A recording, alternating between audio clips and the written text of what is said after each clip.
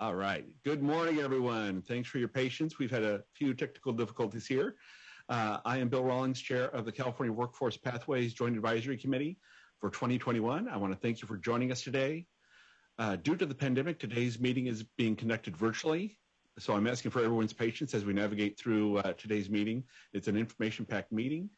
Today's meeting is being broadcast through a live webcast, and interested parties can view the broadcast by visiting the California Workforce Pathways webpage and click on the live stream link located under the 2021 Public Meeting Notices, Agendas, and Minutes. A recording of the webcast will be archived at the California Workforce Pathways webpage in about a week. I've got the following announcements to ensure a smooth meeting, and I know this is Member Williams' first meeting, and so I know he'll catch these. Please keep all microphones on mute. All attendance and motions will be taken by roll call. Committee members will use the raise hand feature in Zoom to be recognized for providing a comment or question. And I'll ask for public comment for each agenda item and again at the end of the meeting. And public comments can be made via Zoom, email, or by phone, and all options are explained in the posted agenda. And today we have a few items to cover. First will be an update on our state initiatives, the CTE Incentive Grant, and the K-12 Strong Workforce Program. Then we'll continue our conversation around data that we've had over the past couple of meetings. And then we'll conclude today's meeting with an update on the California State Plan for CTE. And so we have to have a quorum to continue. And since this is a virtual meeting, staff will take attendance by roll call. So Tara, will you please take the roll?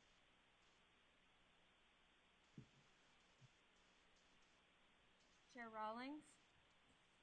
Present. Vice Chair Sun. Present. Member Grande. Present. Member McKeon. McQuillan, sorry. Okay. Absent. Member Rucker. Present. Ex officio member McGuire. Okay. Ex officio member Rattray. Present. We have 4 members in attendance and 1 ex officio. All right. So constituting a quorum, I will call the meeting to order at 10:48. And before moving to the first agenda item, I've got 2 items. One, I'll ask Tara Nielsen to announce the staff members who are supporting this meeting remotely. And then I'm going to give Vice Chair Sun a point of personal privilege. Yes, hi. Right now, we don't have a full list of everyone that's supporting. You have Lisa Reimers and Tara in the building. I do know that Michelle McIntosh is out there. I believe Pete Callis is out there as well. Sorry, don't have a full screen up today. All right, that's okay. And Vice Chair Sun.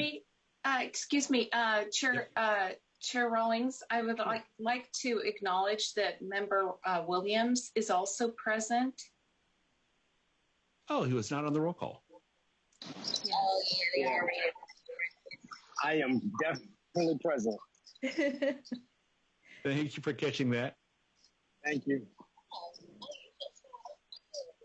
All right. And Vice Chair Sun, you had a point of privilege. Yes, thank you very much. So a couple of things. First, we want to wish Patricia DeCoste a happy birthday. A little bird told us that it was your birthday today, so thank you for joining us today on your birthday.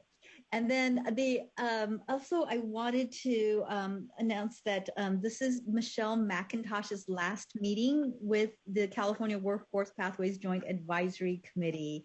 She has been with this committee since the very beginning, since the inception, and as you all know, has led the CTEIG program at the Department of Education and has been a stable throughout all of these years and in the growth of that program.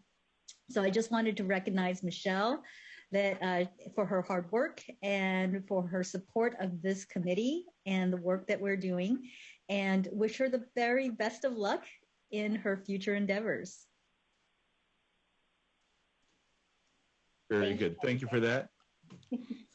And certainly well wishes, Michelle. You've been here longer than I have, and I appreciate all the feedback and input you've given us.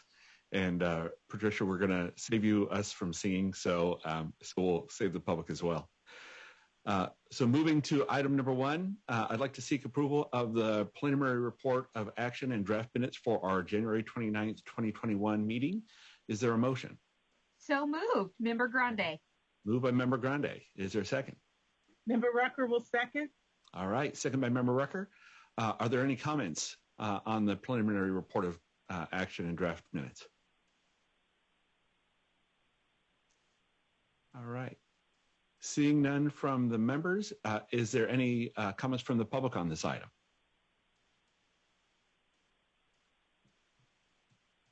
There's no public comment at this time. All right. Then we'll move to the vote. Please call the roll. Chair Rawlings, Yes. Vice Chair Sun, Yes. Member Grande, Aye. Member McKeon, Member Rucker, Yes. Member Williams. Aye. Motion is passed. All right. Thank you for that. The approved report of action minutes for the January 29th, 2021 meeting and recording of today's broadcast will be available on the California Workforce Pathways webpage. So moving on to item number 2, I'd like to welcome Pete Callis, Interim Director of the Career and College Transition Division, and Michelle McIntosh, Administrator for the CTE Leadership Office from the California Department of Education, and Sandra Sanchez, Assistant Vice Chancellor of the Workforce and Economic Development Division at the California Community College's Chancellor's Office, to share an update on our state initiatives. Take it away.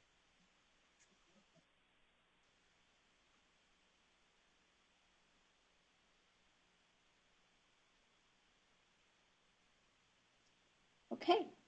Oh. I think we're toggling between slides. Okay. Good morning, members of the committee, and welcome, Member Williams. Michelle McIntosh for the Career and College Transition Division at the California Department of Education. Joining me for today's presentation is Sandra Sanchez from the California Community College's Chancellor's Office. We are pleased to present to you the Career Technical Education Incentive Grant and the Kindergarten through Grade 12 Strong Workforce Program update on the 2021-22 CTEIG application process and timeline, the 2021-22 K-12 Strong Workforce Program application process and timeline, and the Kindergarten through Grade 14 Technical Assistance Providers and Workforce Pathways Coordinators. For today's presentation, I'm first going to provide a little historical context for these two programs. For both CTEIG and the K-12 WP, both of these are sister programs with the purpose of CTEIG to encourage, maintain, and strengthen the delivery of CTE programs. The purpose of the K-12 SWP program is to create, support, or expand high-quality CTE programs at the K-12 level that are aligned with the workforce development efforts occurring through the Strong Workforce Program at the community college. In other words, these two programs work together in that the CTEIG program specifically addresses high-quality CTE at the K-12 local educational agency level, while the K-12 SWP connects K-12 LEA's high-quality CTE programs that align to community college workforce development efforts, creating seamless pathways for our students. Next slide, please.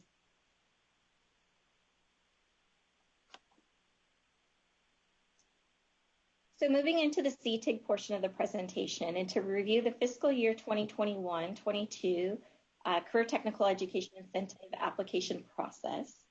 I'm sorry, let's go back one slide.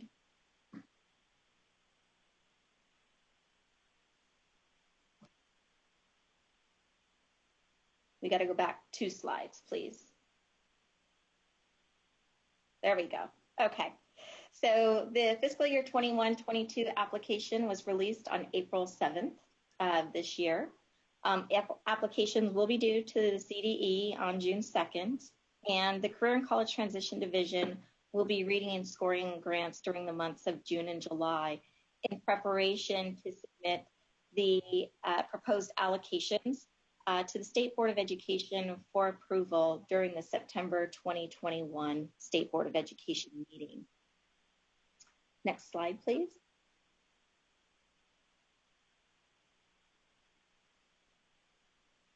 Regarding the fiscal year 21-22 grant application itself, there were no major changes within the application. We did include a question within the program grants management system that we use to specify sectors and pathways and to more easily be able to identify new programs. We also changed the self-evaluation in the application itself from a landscape to a portrait format to allow applicants to write more information. We also provided 3 webinars to the LEAs to assist them in writing their best applications, including having trained the K-14 TAPs and pathway coordinators to provide technical assistance for the grant applicants as well. Next slide, please. In addition to the grant application information, we thought it was also important to inform the committee of a potential increase in funds to the CTEIG program for fiscal year 21-22. Assembly Bill 839 by Member O'Donnell proposes to increase the current allocation of $150 million to $300 million total. In addition, there's also a proposal to include county offices of education within the positive consideration criteria that currently exist for the joint power agencies. Should this bill pass, the CDE is prepared to make the necessary adjustments to be reflected in the proposed allocations that will go to the September SBE meeting.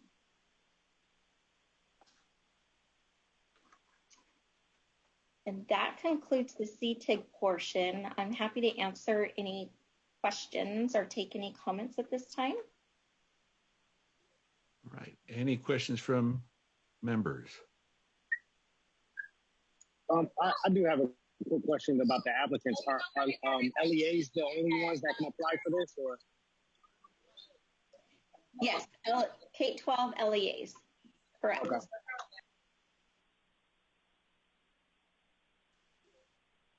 Other questions? All right, seeing none, I think we can continue.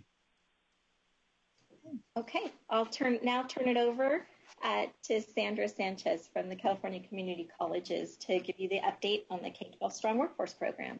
Sandra? Thank you, Michelle. Good morning, Chair Rollins and members of the board. As was stated, my name is Sandra Sanchez, and I'm the Assistant Vice Chancellor for the Workforce and Economic Development Division for the California Community Colleges Chancellor's Office. And today I'm going to provide you just a brief update on the current Strong Workforce K-12 program, and specifically an update on our application process, our timeline for the next round, and our continuous process improvement efforts, as well as an update on key talent. Next slide, please. To begin, I would like to review the objectives of the Strong Workforce K-12 program for the benefit of our newest member, Member Williams. So the Strong Workforce K-12 program is a joint effort between the California Community Colleges and the California Department of Education. And its main purposes is to support intersegmental partnerships between LEAs and the California Community Colleges to strengthen CTE programs and pathways aligned with regional workforce needs. It's also intended to support California's economic competitive, and it's fueled in part by the strength of its regional economies and its skilled workforce, and it's committed to investing in developing a skilled workforce to meet the state's labor market needs and to ensure upward social and economic mobility for Californians. Additionally, the Strong Workforce K-12 program supports LEAs in developing and implementing high-quality K-14 CTE course sequences, programs, and pathways. Next slide, please. The K-12 Strong Workforce Program and the the Career Technical Education Incentive Grant, CTEIG, are designed to strengthen career technical education across the state. Both initiatives share the goal of educating K through 12 students and leading them to a post-secondary education, an industry-valued degree or credential, and certificates, and eventually, of course, to employment within California's highly skilled workforce. By leveraging the strengths of each initiative and positioning them as complementary programs, it becomes clear how the Strong Workforce K-12 and CTEIG program together can purposefully enable the creation, improvement, and expansion of robust CTE opportunities for K-12 students across the state. The CTEIG program supports LEAs with ongoing assured funding for maintaining and improving CTE, existing CTE pathways and programs aligned with high quality standards.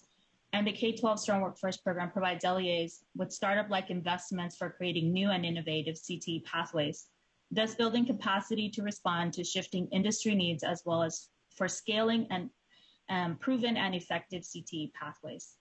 Together, these initiatives prepare students for high-wage employment industries that meet regional labor market needs. Each initiative's application and selection process supports this vision, and the initiative participants for both programs are supported by the key talent. Next slide, please. To date, the Strong Workforce K-12 program has awarded almost $450 million, supporting over 700 CTE programs and pathways across the state.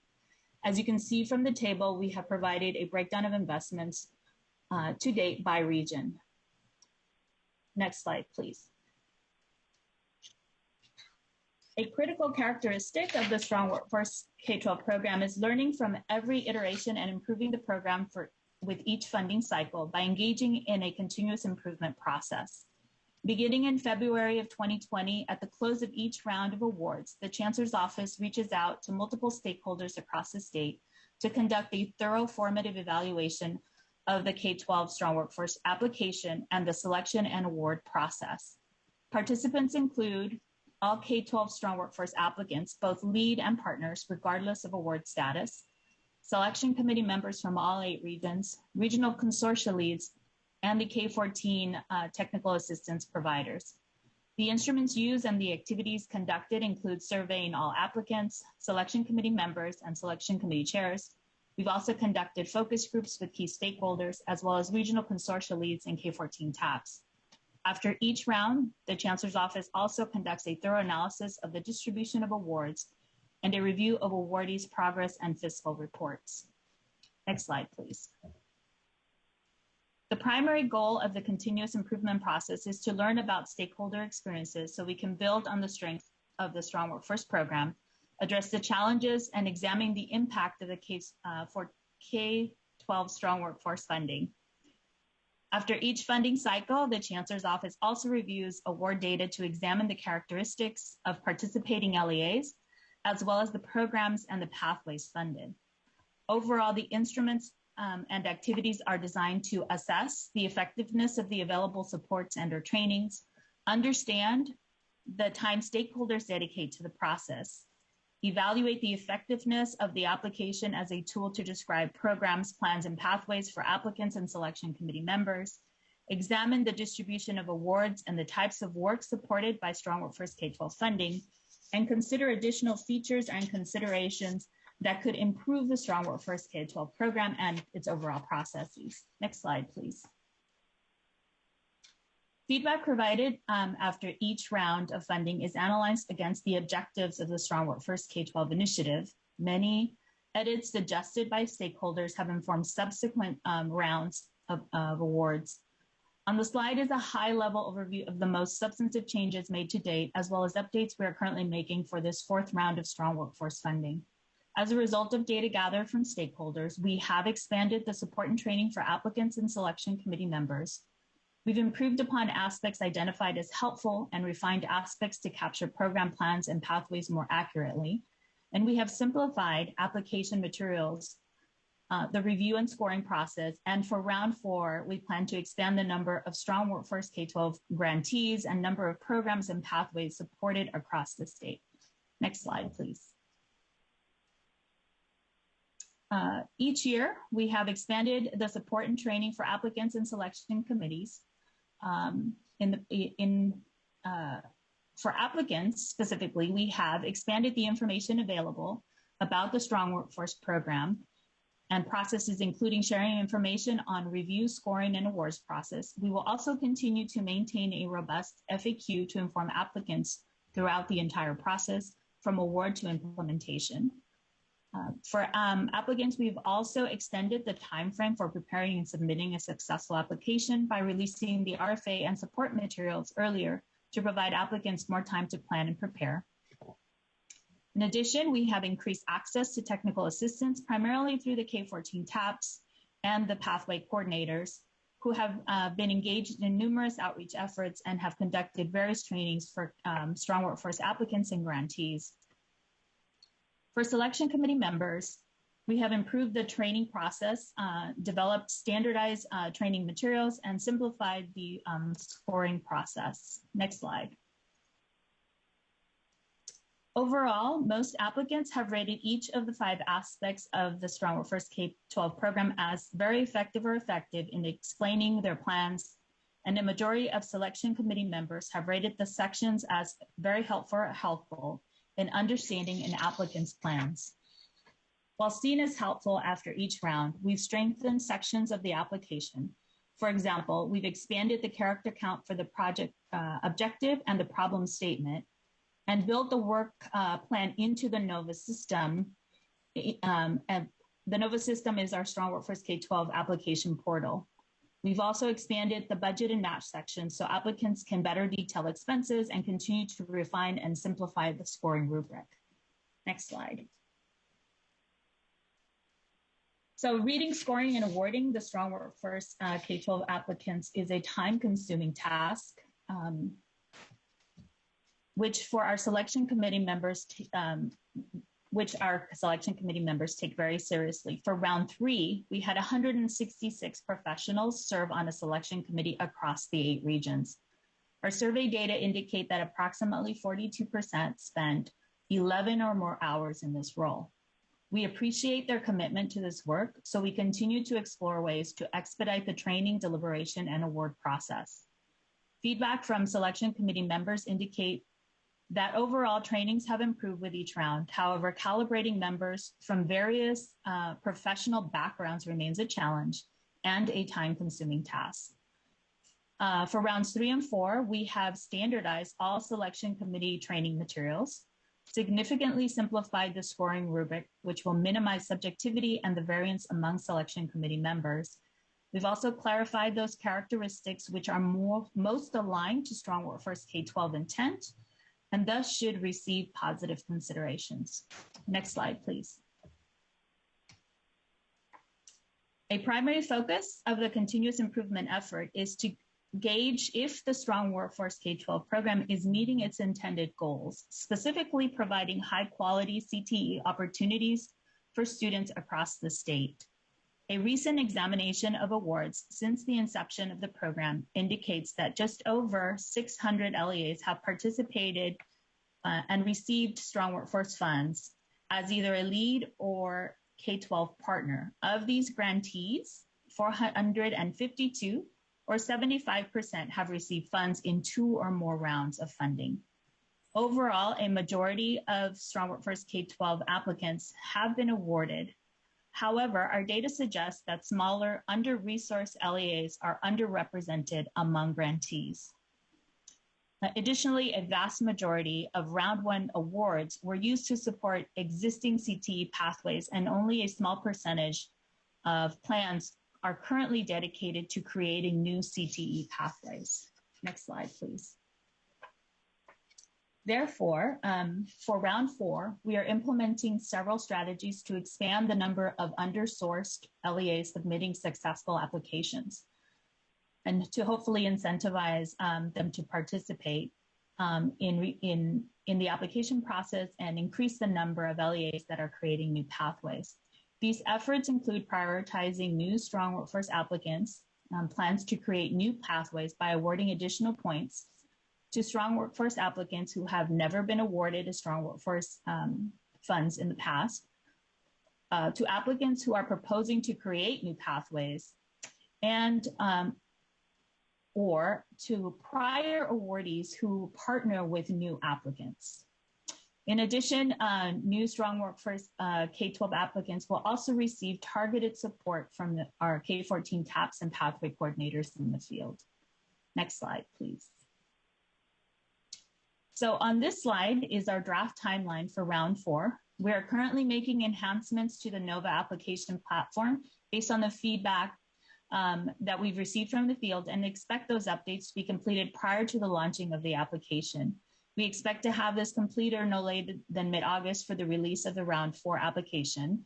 And as you can see on the timeline, we have in August, September, we are just giving ourselves just enough cushion to make sure that all of those upgrades are made to the NOVA system prior to the release of the application.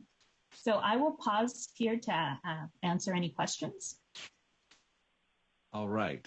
I know Member Williams had a question. Yes, first, thank you for the information. Really excited about being a part of the committee. One of the questions that I have, and I'm not sure if it's in scope for us, but I also serve as a member of the State Workforce Board, and trying to get work experience hours for high school students who are in a linked learning career pathway. Is this a mechanism that could be used to increase the number of hours that these students expend on an actual job? And, you know, ideally we could prepare students who are in a pathway that get work experience, say through a summer job, to those who don't get work experience. Because the theory is that those students that are actually spending more hours on jobs through exploration or, you know, whatever means, will have greater outcomes. Can the Strong Workforce dollars, or can this process be used in that kind of way?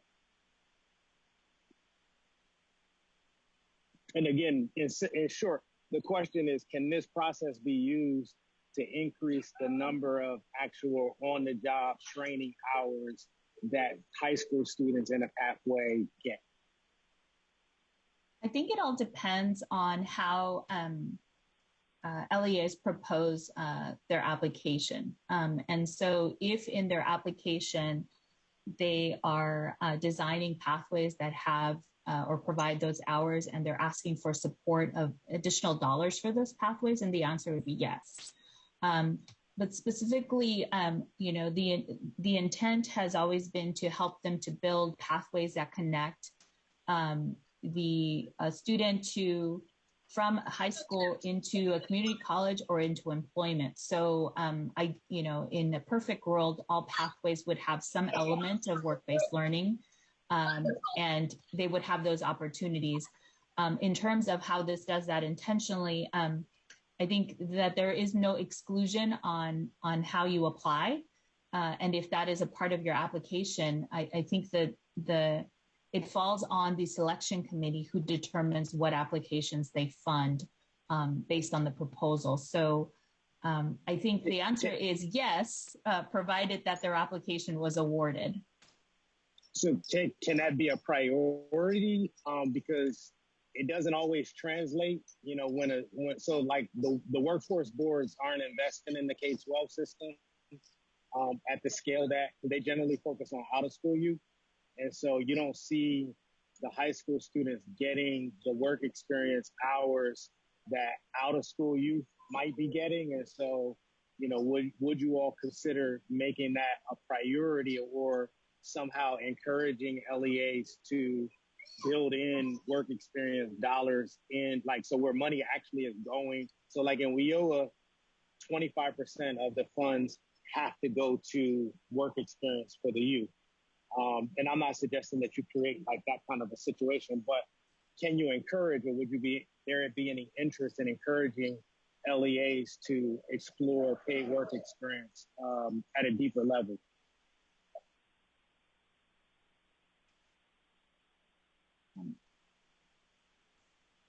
I think it's something we can explore, and we can convene and look at the legislation and see what is allowed in that, and definitely report back once we've had a chance to have a discussion, not just internally, but also with our K-14 TAPS and field staff to get a sense of what that would look like and how we could actually implement that. But absolutely, we can definitely look into it. Thank you. Thank you. Great. I see Member Rucker followed by Member Grande. Thank you very much. And thank you so much for doing this overview. Every time I see the review and explanation about CTEIG and the Strong Workforce Program grants, I always learn something more. I do have a question, and either one of you can answer the question about your program.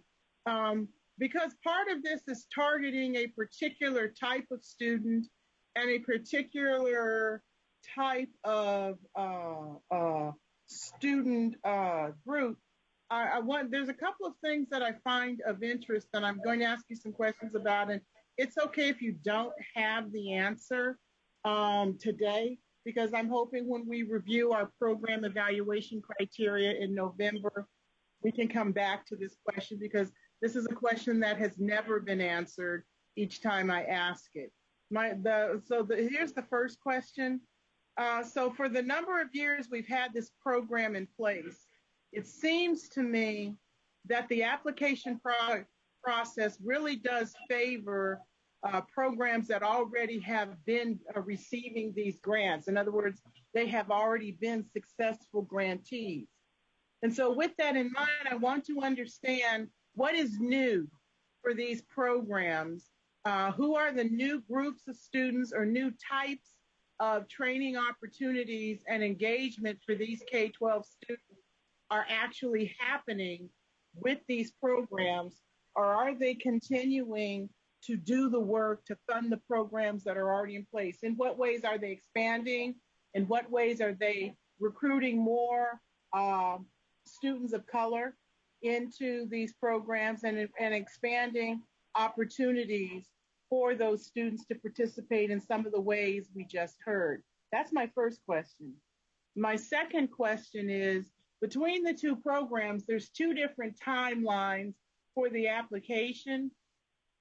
And what I do appreciate, especially with the Strong Workforce Program, is that there has been a concerted effort to become more expansive with the application timeline to favor the needs of the LEAs to ensure stakeholder engagement in their work, particularly in developing their grant for the application. But can you talk a little bit about the reason why the two timelines don't come together? Because I think that does create a burden for the LEAs, especially if they're trying to consider applying for both programs. Thank you for that question, Member Rucker. In terms of your first question, in terms of looking at the data, as you know, we started the Strong Workforce K-12 program in 1819. And so we are currently in the process of gathering the round one application student information. And so we hope to have some more student demographic data by the fall of this year. And so we are in the process of pulling that data together. So I can share that we don't have it yet, but we are definitely working towards providing that an update on the impacts to students in these programs. And I really appreciate that, Sandra. And that's the reason why I asked the question, and that's why I prefaced it by saying I know you may not have the answer today, but I want to put a pin in that conversation because this is really important information. And we've been working on implementing this program. We've had multiple rounds of giving out this money, and yet we don't know if the students that are supposed to be the primary beneficiaries of these programs, particularly for recruitment and expanding the access, we don't know if that's working and if the grantees are being held accountable for that access and improving that access or not. So I'm looking forward to hearing that report and that review. I'm sorry I interrupted, but I wanted to make sure I hit that pin.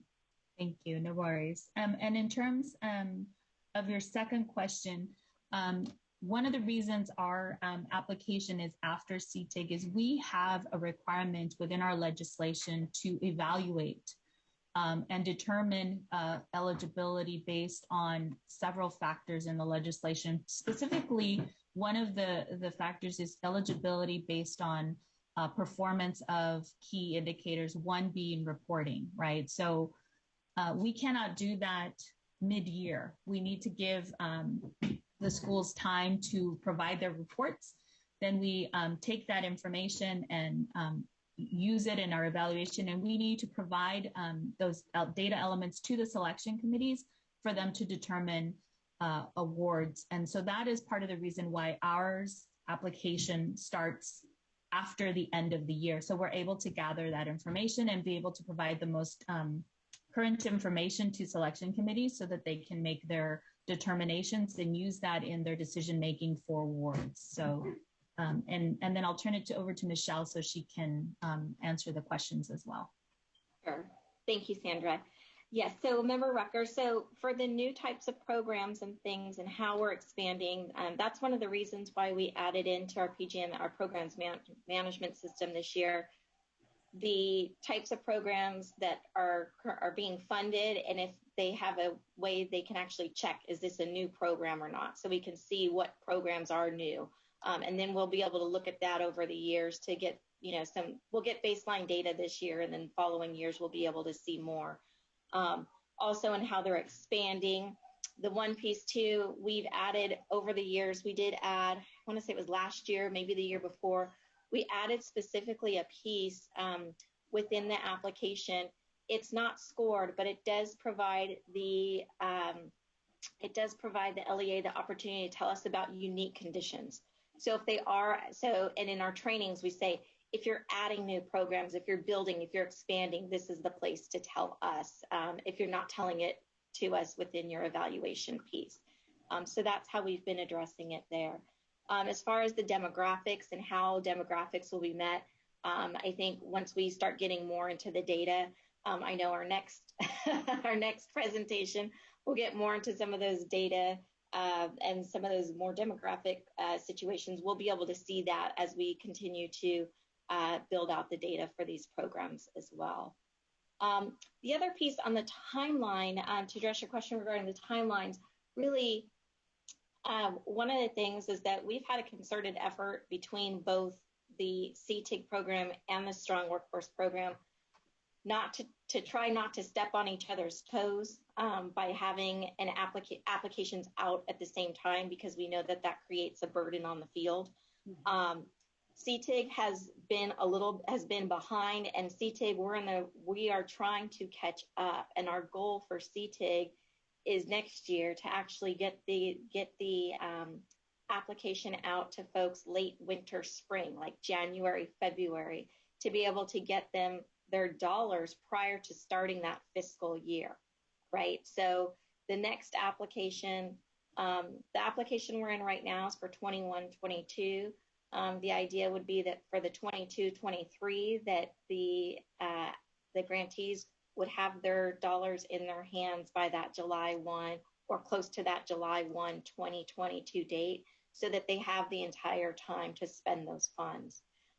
In doing so, that means that usually the K-12 follows behind us. K-12 also, within their application, it's not scored, but it is a piece that they use, the high quality CTE evaluation that our folks use in our grant. If they're applying for the K-12, they submit that as part of their K-12 Strong Workforce Grant as well. So there's a lot of moving parts together. And so we've tried to, and the other thing too, for really thinking about the LEAs is for their match. Match becomes a big issue in knowing how much match am I going to spend here and how much match am I going to spend in another place. And so, we try to take all those things into consideration as we've moved our timelines forward. Thank you very much, Michelle, for that very detailed answer. And the issue about the match was part of the reason why I asked the question about the alignment in the timelines, because I do understand LEAs do make consideration about how they're going to use those funds or consider some of their funds for matching and applying for one grant or the other. So I really do appreciate the detail you took, the detail and attention you took in responding to that question. Thank you so very much. All right, and we will certainly look more forward to more questions from you on the next item, Member Rucker. We always love it. So going to Member Grande, then Vice Chair Sun.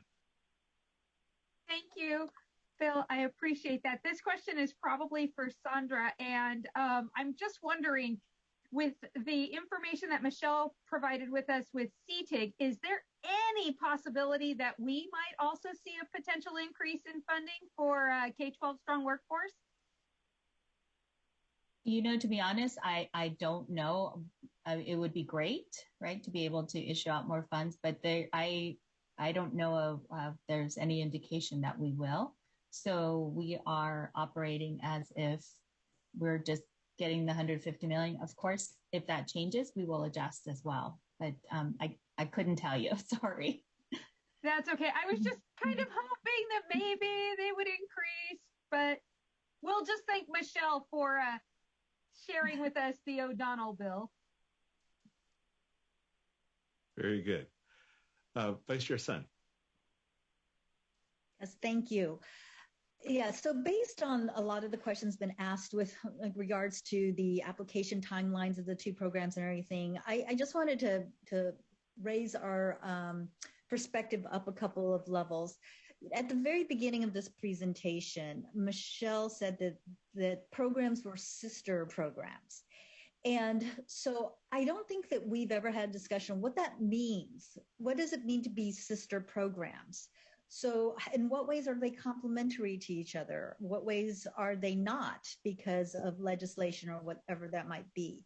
And I think we've asked and we've kind of, we've been talking about this for a while, about how they work with each other, which applicants are applying for both, what kinds of students are they serving? Are they serving the same types of students? So I know that we've been talking at the technical data level and actual timelines and all that, but I think that it would be helpful for us to have a larger conversation about what it means to be sister programs. And then that might inform some of the very technical issues that we've been discussing and the types of data we want to look at. And it also might also inform this committee's recommendations for any legislative changes. Because if there are truly some legislative issues, then this is the place to address that. And this is the place to highlight where those barriers might be. So I would just, maybe ask staff for, because I believe we have a timeline for looking at recommendations we would to the matrix of metrics to our data for our November timeline or something like that. So I think it would be helpful for us to also talk about, or for the staff to propose, well, what does it mean to be sister programs? And how they would complement each other. Thanks. Thank you. We will take that under advisement and make sure we explore that with you in a future meeting as we provide our data. And hopefully that will help inform, like you said, future legislative recommendations. All right. Are there any other comments or questions from members? All right. Okay, I will continue then to the second part of the presentation. Next slide, please. So the next portion, I'm just gonna give you an update on the work that our key talent has been providing in the field. So next slide, please. So what we've learned over the past year is that many LEAs require significant guidance, professional development, and technical assistance to carry out their CTE plans and grant requirements successfully. To increase the number of new applicants and successful applicants, we will rely on our key talent, the K-14 technical assistance provider and the 72 K-12 pathway coordinators to expand our outreach, specifically targeting under-resourced LEAs, to share valuable information on the region's labor market needs and employment opportunities, offer trainings on successful career pathways, effective grant writing, and effective data collection, and support LEAs to build relationships and critical partnerships with community colleges and local industries. Next slide. So to date, the Key Talent have compiled an inventory of both CTEIG and Strong Workforce grantees. They've identified career pathways in place that meet the following criteria, that have 2 or more CTE classes in the same sector, that align to community college career pathways through articulation and or dual enrollment classes, and that are based on labor market demand data. They've also outreached to LEAs without grant funds to encourage them to participate. And they've completed CTEIG application orientation presented by CDE to provide technical assistance to applicants in the field.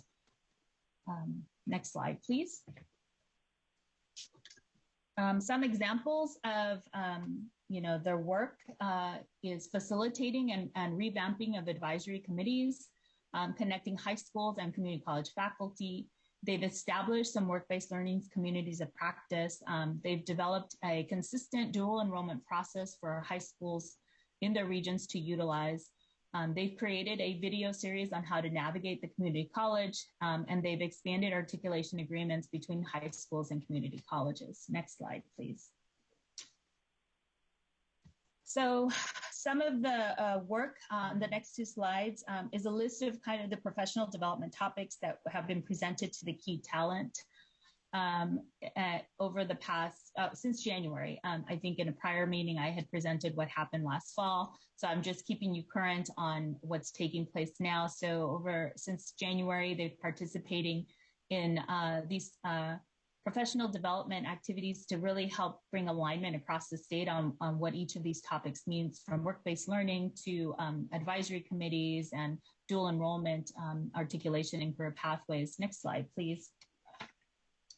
And then as you can see from the slide, in April, all of the Key Talent, the K-14 TAPS and pathway coordinators participated in training provided by CDE staff to learn about and understand the CTEIG program, and they are currently supporting LEAs in the field with their application needs for the current round of CTEIG applicants. And of course, we will continue with their professional development and preparing them to also provide technical assistance to grantees for the next round of Strong Workforce K-12 funding.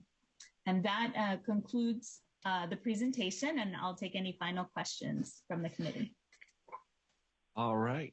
Thank you for that. Are there any comments and questions from members?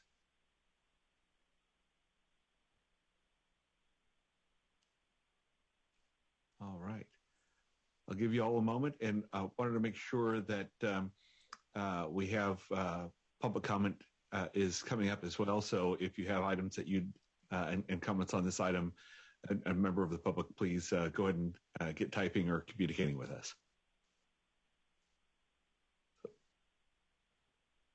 If there are no member comments or questions, then we'll move to public comment.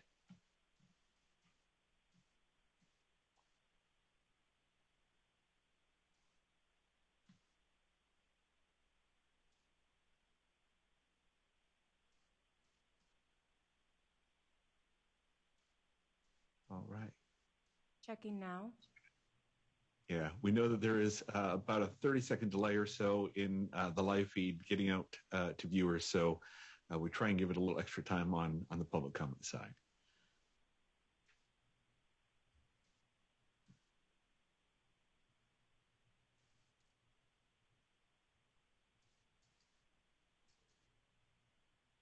All right. Are there any public comments yet?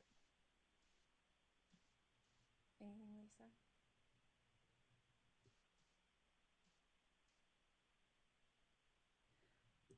None at this time. All right. Then with no questions from members, this concludes the public comment period for agenda item number 2. We're at a point where we would take a break. I see a question from Member Williams in the chat. So Member Williams, if you'd ask that live. Yeah, I'm sorry. I was just thinking about my question. I was just thinking about, is there something that has like an at a glance view of like what's the aim of these efforts? Like, are there key performance indicators or something like that that we can And I can look at, like, is there like a one pager that says that, you know, we got 100 million and we're expecting that it's going to achieve X, like, because there's a lot of good stuff happening. And I've just not, so one of my questions was about the articulation agreements with the high schools and the colleges. And like, is there an objective for that? Like, you know, are we asking that 100% of the districts have A through G as a default? Like, what's the aim? What's the end goal that we're working towards for some of this stuff?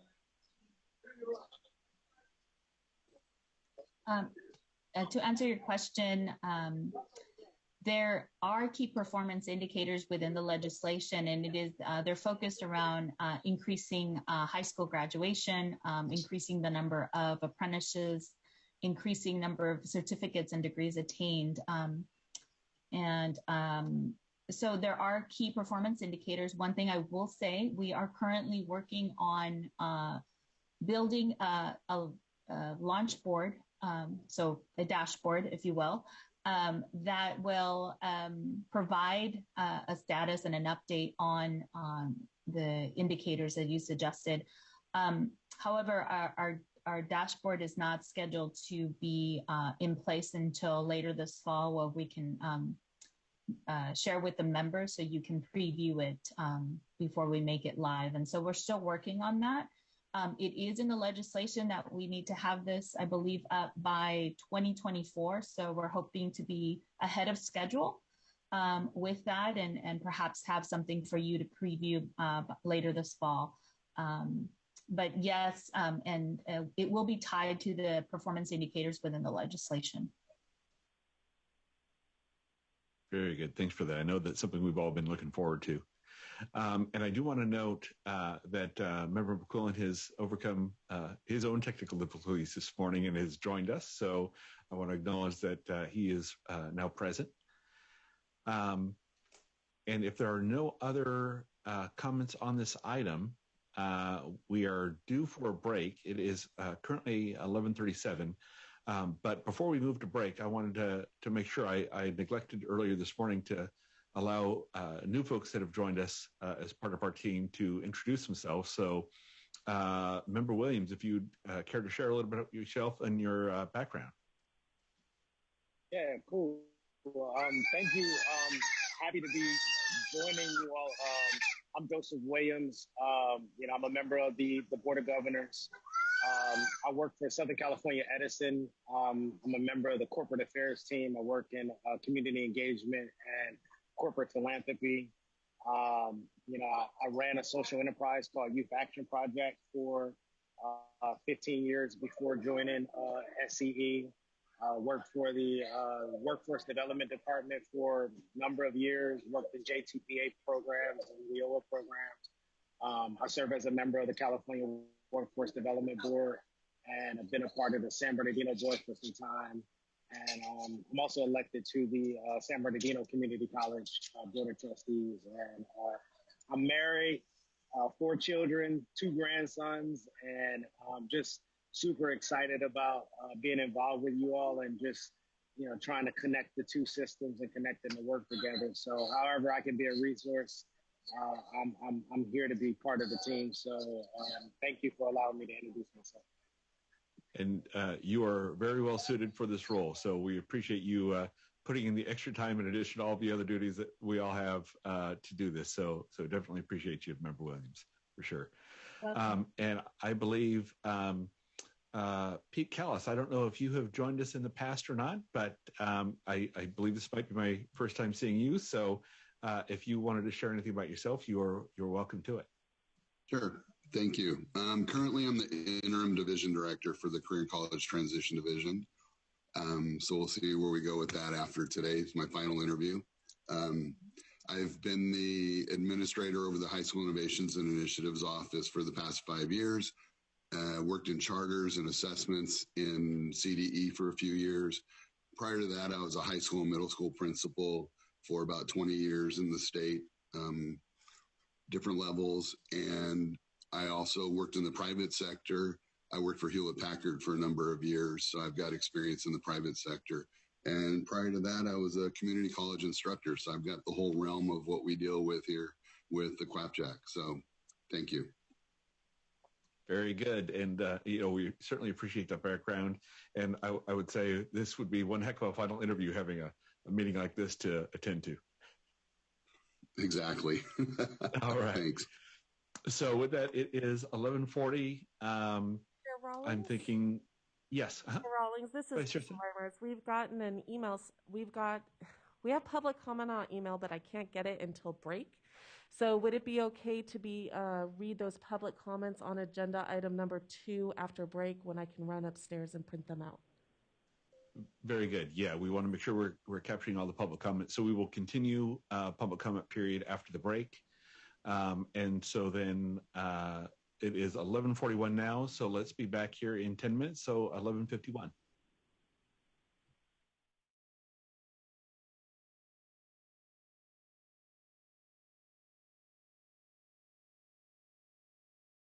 Although I don't see Jolina's shining face yet. Oh, there she is. There we go. Super. All right. I think we're ready to get going. Anytime you are. All right. So welcome back. We need to ensure a quorum to continue. So I'll ask staff to take attendance by roll call. Tara, will you please call the roll? Chair Rawlings. Present. Vice Chair Sun. Present. Member Grande. Present. Member McKeon. Quillen, here. McQuillan, sorry. Apologize. Member Rucker. Present. Member Williams. Hello. Present. Ex officio Member McGuire. Ex officio Member Rattray.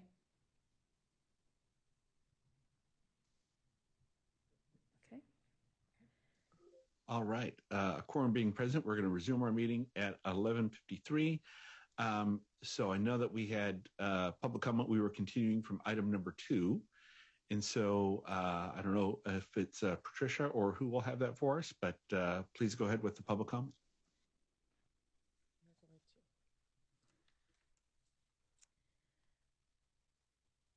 All righty. This is from Mary Whited from Merced County ROP. This is in regards to item number 2. As a county ROP who serves as an LEA for a smaller district in Merced County, one of the issues that these 2 grants create being separate, especially for smaller districts, is in the match. Thank you, Michelle McIntosh, for bringing up that point, and Member Rucker for acknowledging that issue. If a school uses most to all of their match for the CTEIG and may only to get partial funding using that match, it may leave them with not having enough match to apply for their K-12 SWP without joining a consortium. Even in joining a consortium, the match they bring is very small. Also, small districts are taxed with trying to learn 2 different processes and systems when applying for both sister programs at the same time as trying to complete their Perkins application too. With having 2 separate application models for CTEIG and K-12 SWP, it leaves many of the small districts out of the running unless they partner with a lead LEA, such as an ROP, that can do the work for them. Continuing to simplify and streamlining these 2 grants into one application would help the smaller districts to take part, especially in the K-12 SWP. Thank you for your time. Very much appreciate those comments. Are there other public comments? Yes, one more. This is from Valerie Vucevic from the Fresno County Superintendent of Schools. Positive consideration for establishing new pathways in the upcoming K-12 SWP process is welcome. However, the main source for match in many smaller LEAs is existing CTE teacher salary and benefits. The application process does not allow teachers outside of the proposed pathway in the application to be used as match. If that doesn't change going forward, there may not be an opportunity for those smaller LEAs to apply in spite of the efforts to encourage them to do so. There are no more comments. Very good. Thank you for that. Without having any other comments on item number 2, that will close the comment period for item 2. And with that, we will move on to item number 3. So I'd like to welcome back Pete Callis, Interim Director of Career and College Transition Division, and Michelle McIntosh, Education Administrator of the Career and College Transition Division. And also welcome Jonathan Eisler, Education Administrator, and Thomas Bjorkman, Education Research and Evaluation Consultant of the Measurement and Accountability Reporting Division, AMARD, who will continue our conversation around data. And I know that this will be a pretty involved item, and I know I would expect at least that we'll have plenty of comments. So let's go to it.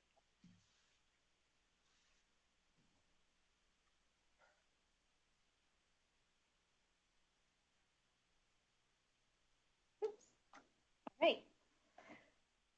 Good morning again by just about 4 minutes, right? So again, Michelle McIntosh for the Career College Transition Division. And joining me today, again, our Pete Callis, our Interim Director for the Career and College Transition Division. And then our wonderful staff from the Analysis, Measurement, and Accountability Reporting Division, including Jonathan Eisler, Thomas Bjorkman, Mark Riera, and Corey Benton. We're pleased to present to you the Career Technical Education Data Report and Timeline in meeting the Career Technical Education Incentive Grant and the Kindergarten through Grade 12 Strong Workforce Program data metrics pursuant to California Education Code Sections 53071 and 88828. Next slide, please.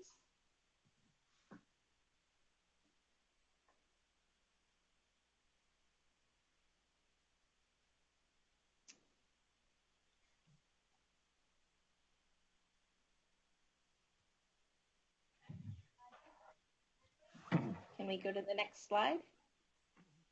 Hold on 1 second, please. Okay, thank you.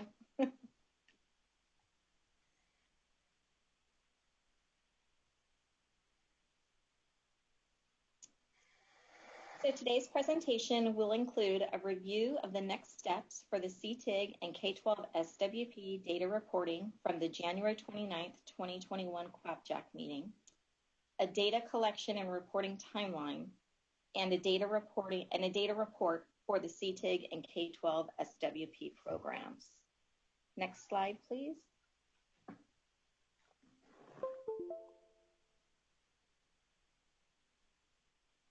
Oh, I think we gotta go forward. There we go. All right. Given the transition of the Career and College Transition Division Director, the College and Career Transition Division has worked to follow the next steps that were provided during January's CWPJAC meeting. In doing so, the CCTD has worked closely with the Analysis, Measurement, and Accountability Division, or AMARD, to prepare and present today's information. Next slide.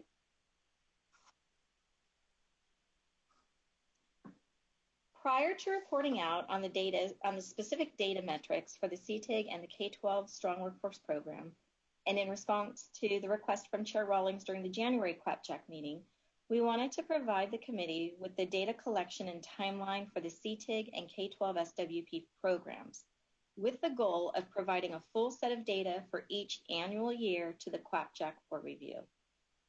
In the chart provided, you will notice the CTE data reporting by academic year column, which provides the annual year, July 1st through June 30th, of data to be collected and reported. The second and third columns provide the date that the CTEIG and K-12 SWP metrics 1 through 4 are collected, and that's within our end of year 3 data reporting period, which is approximately in August of each year, and the date that the CTEIG and K-12 SWP metrics 5 through 6 are collected, which is our fall 2 data reporting period, approximately March of each year, the following year. The fourth column provides the anticipated reporting date to the CWPJAC. Again, this is the anticipated date for the full set of data for each annual year. Finally, the fifth column provides the data collection method as we have transitioned data collection via survey only to entering into the collection into our CalPAD system.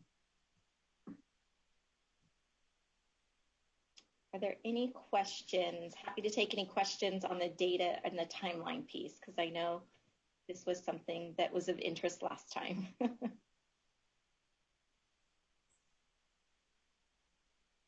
Any questions from members? I think we may get to the one of the points that I was going to have, which was we've been using the survey, and then we're integrating some of it into CalPADs. And I know that there's an amount of coding that goes on at the LEAs to make sure that the data there is correct. And just if it's not now, then when it comes up, just wanting to make sure that the training is there to make sure that the coding is right so that we can do that future tracking and kind of get that longitudinal data that we're going to need for these students moving forward. Sure. I'll get you in a couple slides, Chair Rawlings. That's great. You're anticipating it, I know. All right. Yeah, and I guess, you know, my comment on this, first of all, thank you for putting together the slide. It really is helpful, and we can see which metrics. There are going to be some metrics we just have to accept that will be 2 years, you know, out of sync, or 2 years later. So we are going to be seeing data that is behind, but I think that is just part of the nature of it. And I think the trade-off with the CalPADs being in the CalPAD system is that we get more comprehensive data and data that we could better analyze based on student demographics and, you know, other factors as well. Correct. Great. Any other comments or questions? All right, we can continue. Okay, well, next slide. Okay. A few reminders for the 2018-19 annual year data that is being reported today include that this was the first year of the K-12 SWP program, and the data is presented in the context of the 4-year adjusted cohort graduation rate. Due to the numerous requests for CTE data that the CCTD and AMARD receive, including the federal and state legislative reporting requirements, it is recommended for data consistency across all CTE programs, including CTEIG, K-12 SWP, Perkins, that the 4-year ACGR continue to be used as the context for reporting on the CTEIG and K-12 SWP metrics. Next slide. Additionally, it's important to remember that for the 2018-19, the data was partially collected through CalPADs and partially collected through the CTE Completer Survey as we continue to transition CTE data collection into CalPADs. Metrics 1, 2, and 3 were collected in CalPADs, and metrics 4, 5, and 6 were collected through the CTE Completer Survey only for this particular year. Next slide. Historically, and prior to 2017-18, the CTE Completer Survey was only completed by Perkins recipients. However, the federal requirement is that the state survey all CTE completers within the state, regardless of funding stream. This has become even more important as CTEIG and the K-12 SWP both require the same data to also be reported. The CTE Completer Survey from the CDE is provided to LEAs annually. LEAs are responsible for contacting their CTE completers, defined as any student who left secondary education in a given academic year, in this case 2018-19, who completed a sequence of courses of 300 hours or more and passed the capstone course with a C- or better. LEAs are then required to submit their survey results into CalPADs as part of the annual data reporting period in March. Beginning with the 2019-20 CTE Completer Survey that was just collected this past March 2021, all of the CTE Completer Survey data is now entered into CalPADs and is no longer a standalone survey. The first full cohort of students with CTE Completer Survey data entered into CalPADs will be the 2022-2023 year, and this will be reported in the fall of 2024. So that's the first, remember that first cohort that will have all of their information entered into CalPads without the information comes from the survey, but we won't be reporting through one survey and then through CalPads. All of that information will be collected in CalPads. Okay. Any questions on the CTE completer survey portion?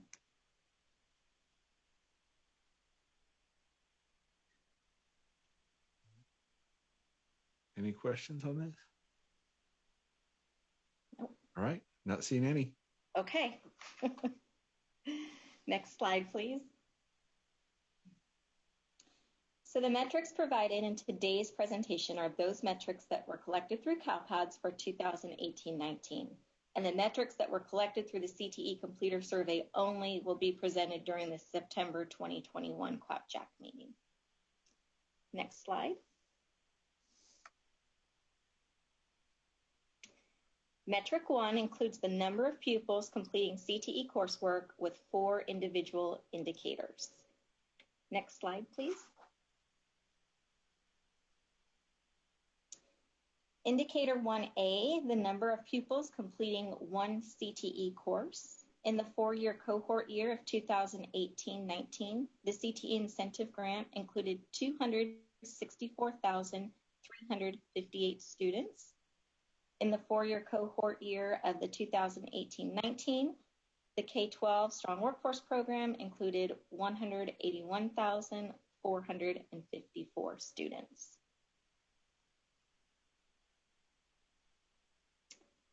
Next slide, please. Indicator 1B, the number of pupils who completed at least 300 hours of a course sequence in an industry pathway. The sequence includes the capstone course, and the CTE student receives a grade of C- or better in the capstone course. Please also be reminded that these counts could include 1 course of 300 or more hours, 2 courses, 3 or 4 courses. In the 4-year cohort year of 2018-19, the CTE Incentive Grant included 722 students. In the 4-year cohort year of 2018-19, the K-12 Strong Workforce Program included 45,880 students. Next slide, please. Okay.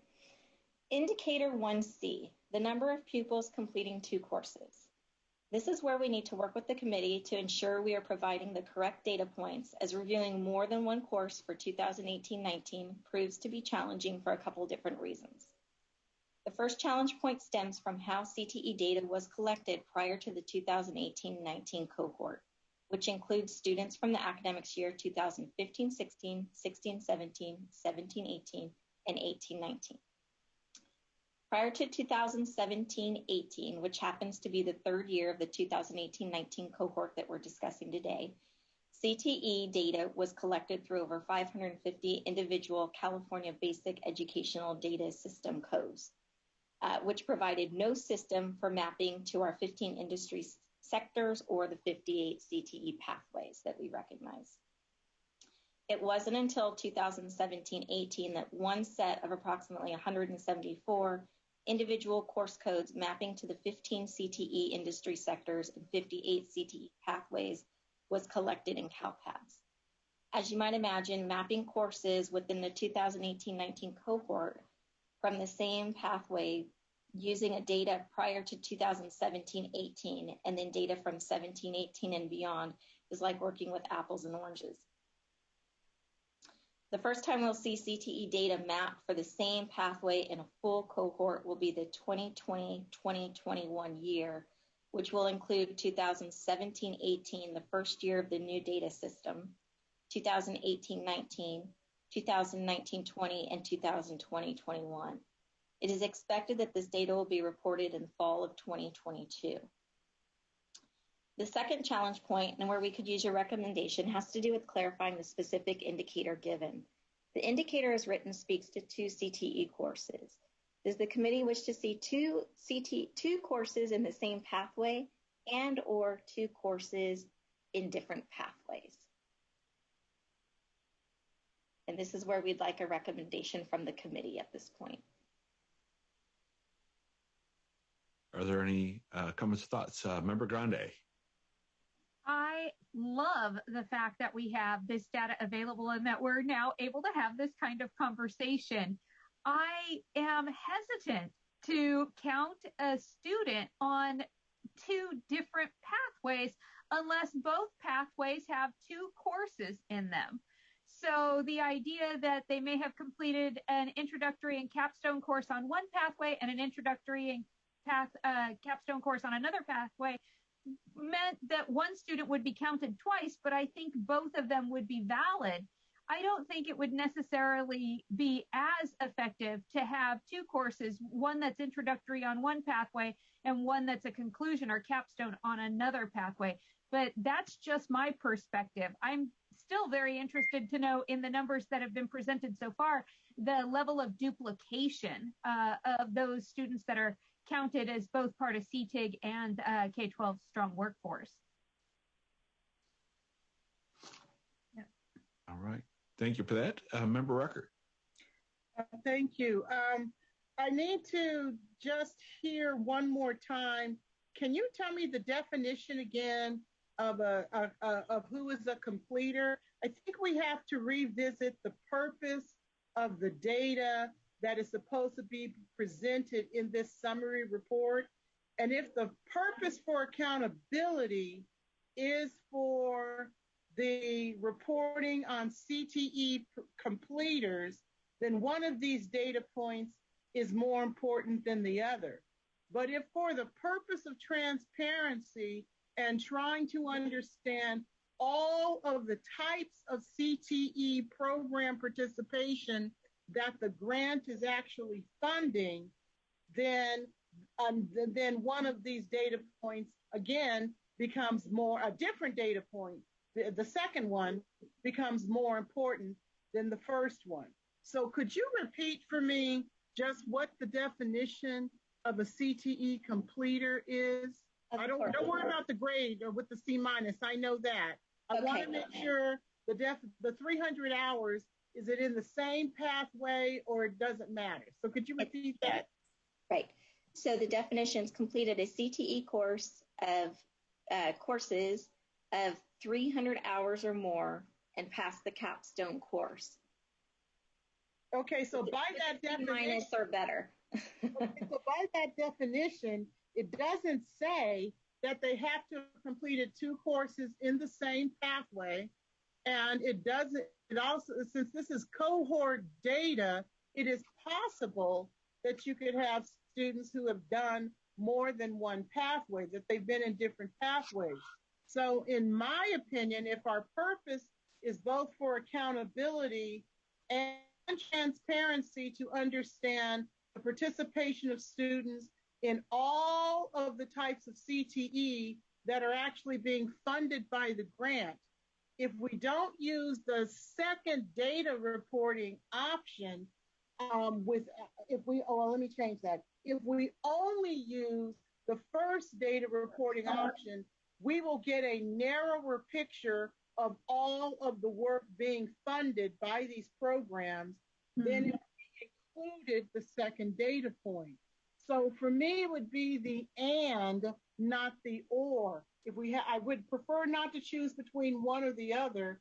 I think it would be better, both for purposes of accountability, concerning how we report the concentrators for federal accountability purposes, but also for transparency, who the students are that are being funded and the types of CTE program participation that the grants are covering, that the second data point gives us that more expansive information. So for me, I think both data points are important, but if if I'm forced to choose one over the other, I would choose the second data point just based on the definition that was just read. I hope that my statement made sense.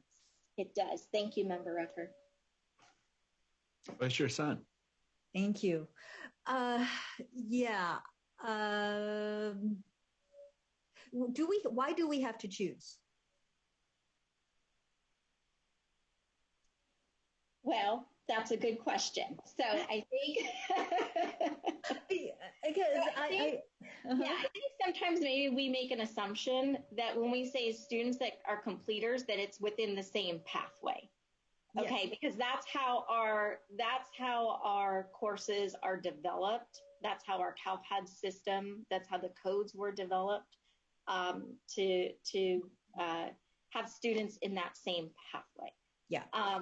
So to get back to your question, why do we need to choose? I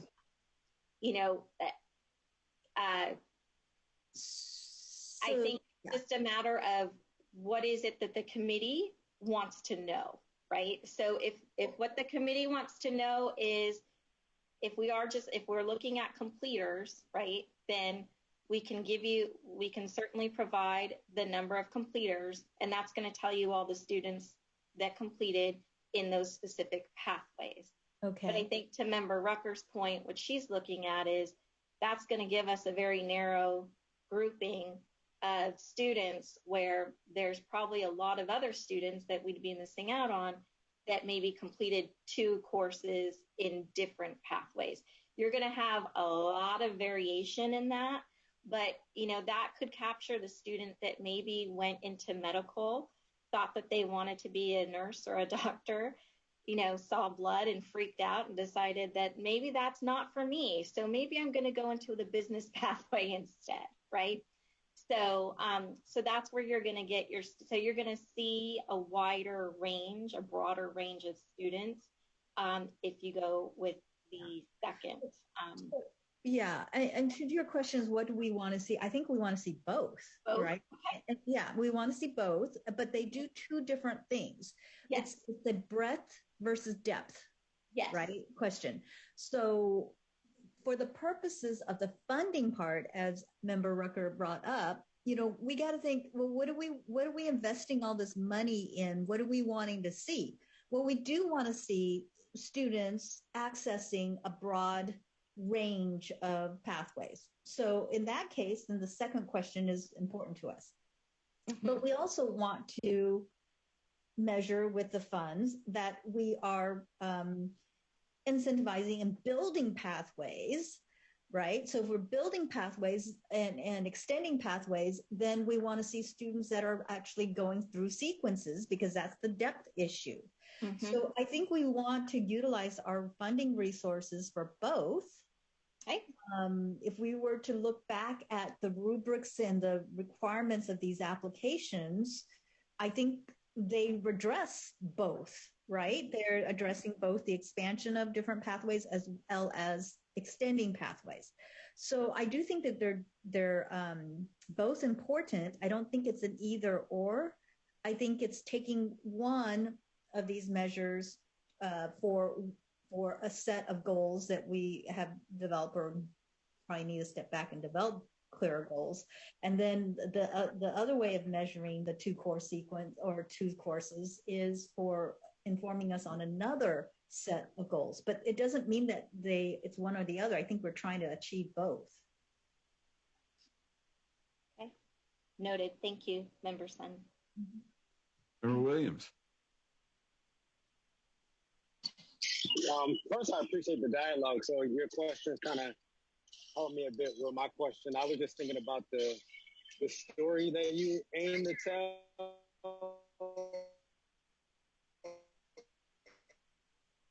As a result of having this information, indicators of some type of competence that the student should be developing as a result of the 300 hours and the 2 courses, like they completed 2 courses, then, we're expecting students to know how to do X. Like, what's the story that we're trying to tell with having access to this information? Or is it just raw data? We're going to say we had X number of students completed 2 courses in a pathway. Like, what's the end thing that, they're supposed to be achieving as Like, is there a competence tied to this at all? Right. So the courses by nature, at least at the K-12 level, students can have a range of anywhere between a 1 to a 4 course sequence. And you would expect that there obviously would be a lot more content covered in a 3 course sequence than there would just in a 1 course or a 2 course sequence. So that being said, because the minimum, the general minimum sequence is 2 courses, 300 hours. That's the definition that we use. So basically, you have students that we will see, are they completing a sequence in the same pathway, right? And then also, and I think this is the important thing to remember, is we're dealing with high school students, right? And CTE and learning, it's a continuum, right? And so you may have students that really know, hey, this is the pathway I want to get in. It's just like when I was in the classroom, if students came into my course and they said, look, I want to be a fashion designer. I taught fashion merchandising. They said, I want to be a fashion designer. I'm like, awesome. If you leave this course and you want to be a fashion designer, great. If you leave this course and figure out that you don't want to be a fashion designer, that's also a win, because now they're not going to go on and explore something and spend lots of money on a college education for something that they may not want to continue in, right? So my point in telling that story is just the fact that, in high school, I think it's important that we look at students that do complete courses, but we also want to look at the broader range as well, because students are still trying to figure out what I want to be when I grow up. And they're still looking at what are their choices, right? So to me, the indicator itself just says the number of pupils completing 2 CTE courses. We wanted to bring this to you because that can go in several different directions. And if what the committee is looking for is both a broad brush, that's where you're going to get the 2 courses in different pathways. And if we want to get that narrow brush to also see, students that are completing these courses and going and continuing on in that pathway, that's going to be that first point there. So we just wanted to provide the opportunity for the feedback and the discussion so that we know when we bring this information to you, that we're bringing the correct information to you, right? And what you guys are looking for. I think the other key piece here is also the fact that we have 2 different data systems. And I really want to explain that so that you guys understand that while we could go and we could look up for the 2018-19 cohort right now, we could look up and see, who completed 2 courses. But we're not going to be able to do that for the first 2 years of the cohort, because that's when we had the system that had just random codes. They weren't assigned to a pathway. They weren't assigned to anything. They weren't assigned to a sector, right? So if you want to see numbers for 2018-19, you'd have to really only look at the last 2 years. So you'd be looking at 2016-17 and 2017-18. Is that right? I'm getting all these years. I'm sorry. You'd be looking at 2017-18 and 2018-19, because that was 2017-18 was the first year of our data system that allowed us to see students in these pathways. It allowed us to be able to follow these students in these pathways, right? Because of the way the system was set up. So just a reminder there. So again, when you look, so your students that you're going to be looking at in fall of 2022, that's going to be your 2021 cohort of students. That 2021 cohort of students will have been within the new data system all 4 years of the cohort. So at that point, that is when you will see, students maybe completed 2 courses, 3 courses, or 4 courses. Right now, because we only have 2 years, you're probably only going to see 1 or 2 courses that were completed. So I hope that makes sense. And I'm happy to answer questions there. But it's kind of this weird, situation because of the fact that we had 2 different systems within this one cohort. That's great. Yeah. Member Rucker, I see you have a question as well. On the response to what the definition assumes, I don't agree the definition assumes we're talking about students that are in a single pathway, because if that's the assumption, then in the BIPOC community, that also translates into tracking. It also means that you're narrowing access. It also means you're narrowing the opportunity for students. Well, there are 2 types of CTE students, concentrators and surveyors. In the example Michelle gave, you might have a student who takes only 1 course in a pathway and decides that career pathway program is not for them, and they will move to another pathway. And so even though the numbers we're seeing for the 2 data points we have right now, there is a huge gap between the number of students that have been identified in data point 1 who participated in all the programs and the number of students in data point 2 who were identified as completers. So that tells me, having just those 2 data points to look at tells me we have a high amount of participation, but there's not a high amount of accountability in those programs for apparently meeting the needs of all of those other students who are not becoming concentrators. So that if you create a definition that incentivizes concentrators, what it means on the ground for all practical purposes is that LEAs that want to be highly favored in competing for these grants are going to begin policies of tracking. And the disparate impact in the BIPOC community is that it's going to, over time, narrow access and opportunity, because as I've already said, the grant application competition favors those who have already been doing this work and have been previously given a grant. So if we're only going to choose one, if we're forced to only choose one, then I absolutely would assert we have to choose the second point. But again, I believe it's important to get data reported on both so we don't create this disparate impact, particularly on students of color. Thank you, Member Rucker. Thank you, Member Rucker. Yeah. Can I ask Member Rucker a question? I'm sorry. Oh, yeah, we'll get to you, Joseph. Yeah. Member McQuillan. Yes. Just want to say thank you for all. I appreciate all the discussion. It's helping me to answer some of my questions. I too think both indicators are very important, to, if possible, hopefully we don't have to choose, that we can get information on both. I would want to see kids who are choosing various pathways as well as those who are going more depth into the pathway. Thank you. Thank you, Member McQuillan. Thanks for that. All right, Member Williams. Sorry about that. So, Member Rucker, were you saying that it's important that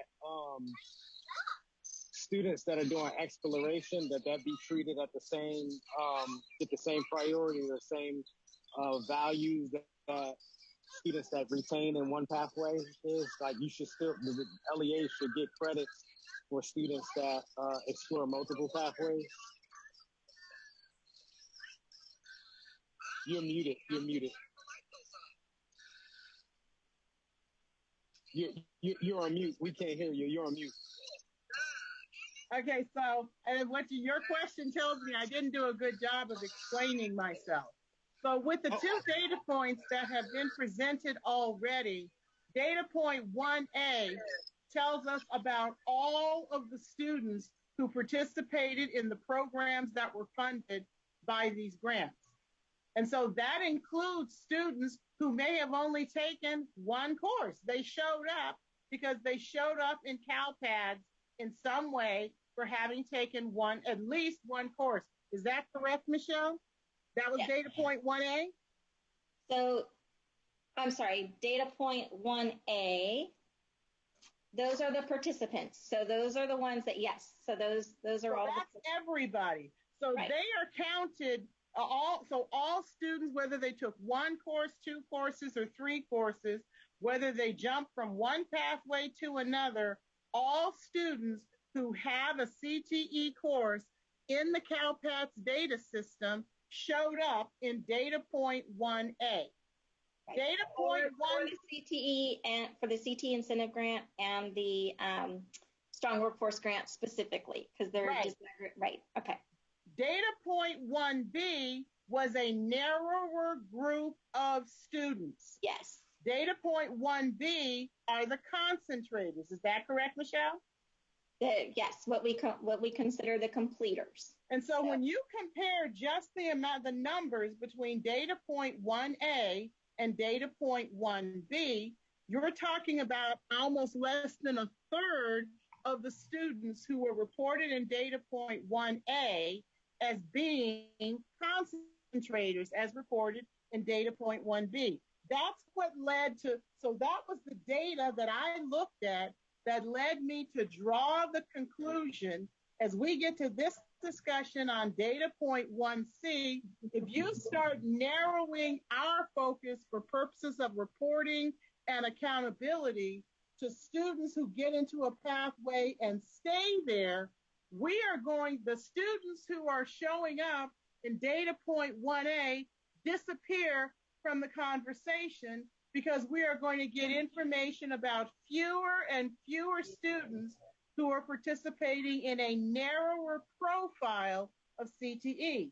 Now, I'm not saying that students who are merely surveyors are just as important for priority or in looking at completion, but I am saying because that's a larger majority of students who are students of color in that data point 1A, for all of the ways that we're going to be counting and looking at information about these programs, and for federal accountability purposes, those are the students we're accountable for improving access for, improving accountability outcomes for, and improving academic outcomes for. We can't lose those students who showed up in data point 1A if we only choose to focus on single pathway participation.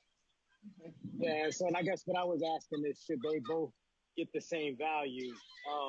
Students that get a chance, students that take multiple courses that maybe not complete one pathway, should that also be incentivized?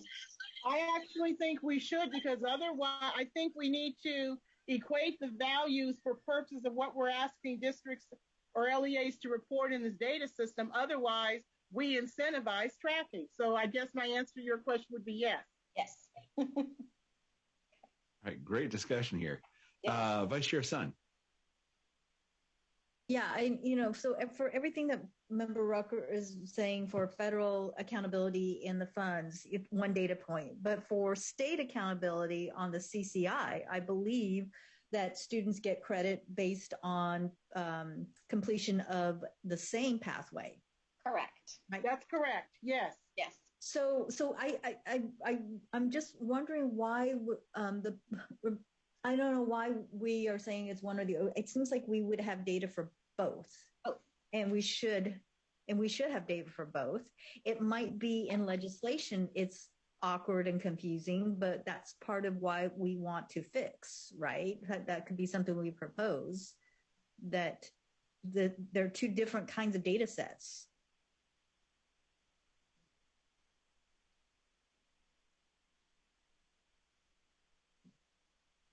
Yeah, I would say I concur with that. My own thoughts about it is I take a look through all those under metric one. With 1A is pupils completing one CTE course. 1B is the concentrated 300 hours in a course sequence that includes a capstone course, right? So that's a much narrower definition. And this, I think, leads to why there's a question about 1C is we have a completion of two CTE courses, but it doesn't include the same requirements as 1B with the capstone course and those things. And then 1D is those who complete 2 or more but don't count as a completer, right? So in some ways, 1C, the data for 1C would be duplicated, I think, in 1B and 1D, because with 1B, you've got those that complete the pathway with capstone, and 1D are 2 or more who don't. So I would, on 1C particularly, I think having a little broader net would be my interest as well. But I agree with Vice Chair Sun that there's value in being able to track both. Hey, this is Tom Bjorkman. I work in the accountability division and have worked closely with the developers in kind of and program working with these data. I just want to go back to the point. I actually agree with Member Sun, and I think we are going to be in a space where we can do both. I think the point that Michelle brought up earlier, the challenging thing right now for a use case where a student, let's say, took 2 CTE courses, but we're talking about the 18-19 cohort, and we're looking at courses over that entire cohort window. So in the year, let's say 15-16 and 16-17, we have CTE courses that don't have a pathway indicated. So we can't say in that use case, this student took two CTE courses within the median arts pathway. We could say they took 2 CTE courses, kind of an agnostic space, and you know, we can do both of those things. I think it's just bringing to you guys and trying to you know, this is my first time having an opportunity to hear these discussions, just to kind of get this feedback, and also to relay some of the issues with, you know, the course data that we currently have, and and it's getting cleaned up. And as we kind of get to further cohorts, we will have more explicit course information where we can, I think, meet what you guys are talking about, reporting on both and being able to tell a more comprehensive data story. Yeah, that's helpful. Thank you, Tom. So, Michelle, I don't know if you got what you needed out of this yet. I think I heard a strong both. So we will look at both, and I think we just have to, the group just has to understand that for 18-19 or 19-20, right, the data will be a little bit messy because you don't have the full 4-year cohort, and then in what did I say? The 2021 cohort, you'll have the full 4 years and so forth. So just providing that caveat that we can move forward with both. Thank you. That's wonderful. And I wanted to make a note that our ex officio member McGuire has joined our meeting. Great. So we'll make a note of that here. Welcome, welcome. All right. So if you have what you need for that, you can go ahead and continue. We're ready. On. Yeah, I think we'll move on to indicator 1D then. Okay, so indicator 1D, which is the number of pupils completing more than 2 CTE courses, but does not reach a CTE completer status as defined above during the 4-year cohort period. Again, the same challenge points occur for this indicator. The first challenge points being the different data sources within the 2018-19 cohort year. And the second challenge point and how the indicator is written and clarification regarding the committee's wish to see the data presented as more than 2 courses in the same pathway and or more than 2 courses in different pathways.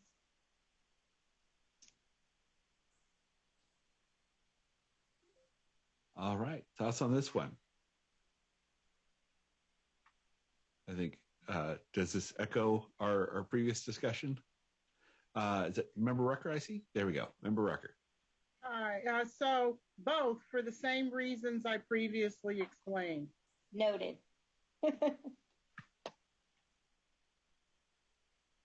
Are there any other points of view on that? I think Member Rucker probably speaks for myself on that matter as well. Yes, I see Member Sun, yes, okay. All right. Any other? All right, hearing no dissenting opinions on that, okay. I think we concur with Member Rucker. Okay. Next slide, please. Okay, so metric 2 includes the high school graduation rate and 4 individual indicators. Next slide, please.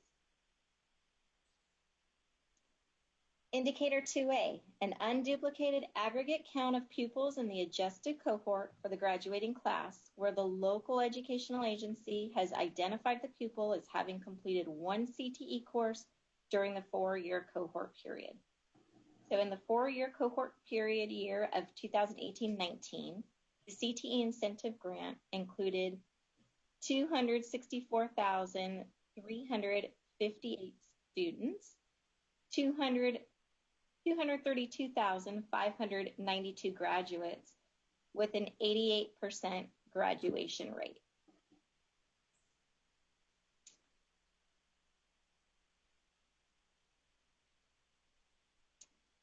And then in, okay. And then in the 4-year cohort year of 2018-19, the K-12 as Strong Workforce Program included 181,454 students, 157,902 graduates with an 87% graduation rate.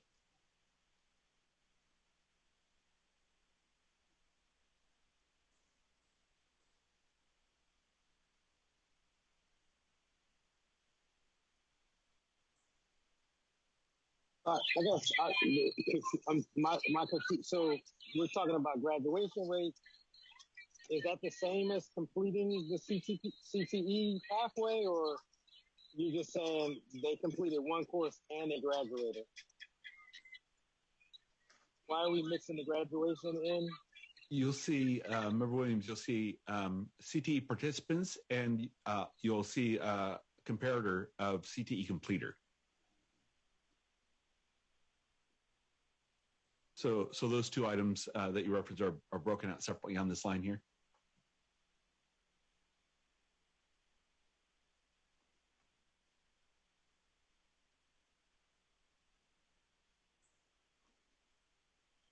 And Michelle, do you have more? My hand is up. Yeah, my hand is up. Yeah, oh, I see Member Rucker. Member Rucker's hand, yes.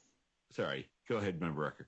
So there's a very important term of art in this definition, and it's the unduplicated aggregate count. So unduplicated means, and I just want to make sure I'm checking my assumption on this. Unduplicated means, all right, so when we get to the next slide and we go to 2B and we see these CTE completers, those 70,000 CTE completers are not replicated in the 264,000 students who are CTE participants. Is that what unduplicated means? That is my assumption. I'm going to ask my AMARD team just to make sure that that's how the data was presented or collected.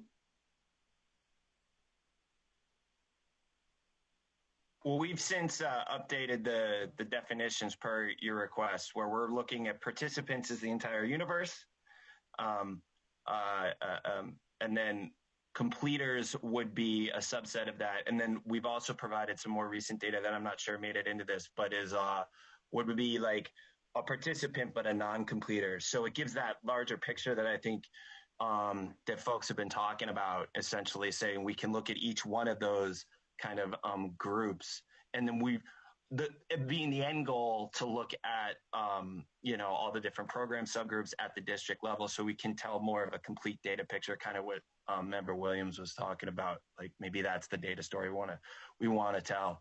So as I said earlier, this is my first time working with you guys and having conversations, and this feedback has been incredibly informative. And so I think we can actually meet that. And so it's taking these things we can unduplicate, we can, but to answer your question, Member Rucker, one of the things we're trying to do is that the term concentrator is dictated by the Perkins, I guess, and so that is specific to say that's the whole universe, any kid that took a CTE course. And so that anybody that's a subset of that is either a completer or a participant that's not a completer. And so we want to provide data points in that space, maybe to tell the whole story. And so okay, I didn't ask my question correctly then. If that's the answer you're giving me, no, don't apologize. I think you answered the question I asked, and that's not that wasn't the information I'm seeking. Okay, so let's go back to, it says indicator 2, and I hate to read to all of the people who are not only in the room with us, but all the people who are listening in. So for all you ROP program coordinators and everyone else who just has an interest, I'm so sorry. So it says indicator 2A, and then it says, and these next 4 words are really important, and unduplicated, and then aggregate count. So unduplicated means one thing, and aggregate is is the question you answered. Aggregate is that universe, but unduplicated means something different. So when we look at the data points concerning the CTE Incentive Grant Program, the data points we have are all CTE participants. That's the aggregate number. Then we have completers, and then we have non-CTE students. So unduplicated means something else. Unduplicated, so my question was, when you talk about unduplicated, does the 264,000 students who are identified as CTE participants, does the 232,000 students who are identified as CTE participants, that 88% graduation rate, does that number, 232,592, when you say it's unduplicated, does that mean that it does not include the 68,592 students who are identified in the very next line as CTE completers? Because that's what I think unduplicated is supposed to mean. But this says unduplicated aggregate count. So I'm a little confused about the actual term of art and who the students are in these 2 numbers. So I can say that I don't know the source of these specific tables. These aren't the data that we handed over. So I apologize for that space. I don't know if these were updated. That being said, Mark and Corey are on this too, and they've looked at these numbers as well. If we want to do I believe these are unduplicated. I believe the term participant is, in this use case, is separate than completer. That's the answer I was looking for. Okay. I got you. That being said, and we've recently received an update and definitions from Michelle, because it's been really challenging to try and to put all these definitions together, given the fact that a participant is, we're trying to call a participant, a completer, a concentrator, and Perkins defines participant as the whole universe. We've refined it, and it's been a very iterative process for us. So Michelle, I don't know if these were updated with the more recent data that we gave to you, because I don't see the term non-completer participant in this. So these are the numbers, but I don't think the definition, because we couldn't change the definition from one. Got it. Yeah. So these are unduplicated member record. But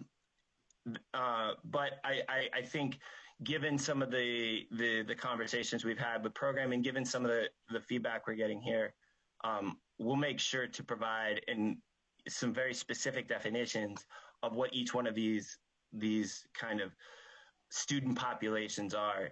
And we've had a lot of questions for program and folks on it, and it's been really challenging to gather that information. Okay. Thank you. Okay. Thank you very much for taking time to walk down that pathway with me. Oh, no worries. Thank you. Helpful. Vice Chair Sun. As painful as this process is, it's actually, I think, really helpful for us because now we're getting to what is exactly the definition. Are we all using the same definition for getting this information? So it's painful, but it's worthwhile. Okay, so now my question is the 264,358 students who were included in the incentive grant, some of those students are the students in the Strong Workforce Program participants of the 181,454, right? So when we talk about graduates, it could be that some of those 181 are included in the 264,000. So we're kind of, I don't know, double counting a little bit for the programs because we haven't really distinguished the full body of students, the full population of students. So what it tells us is a little bit that narrowing effect is, if we looked at both of these, we would say, wow, look at all of the students who are having access to these two programs, when it could actually be a much narrower number, I guess, is my point. So, and I don't know what I want to say about that other than to point that out, that it could be the same students in the same districts getting access to both program resources, which is okay, fine. Mm-hmm. But then we're not really seeing the full impact, the breadth of the impact necessarily, or the potential for more breadth and impact of the two programs working together.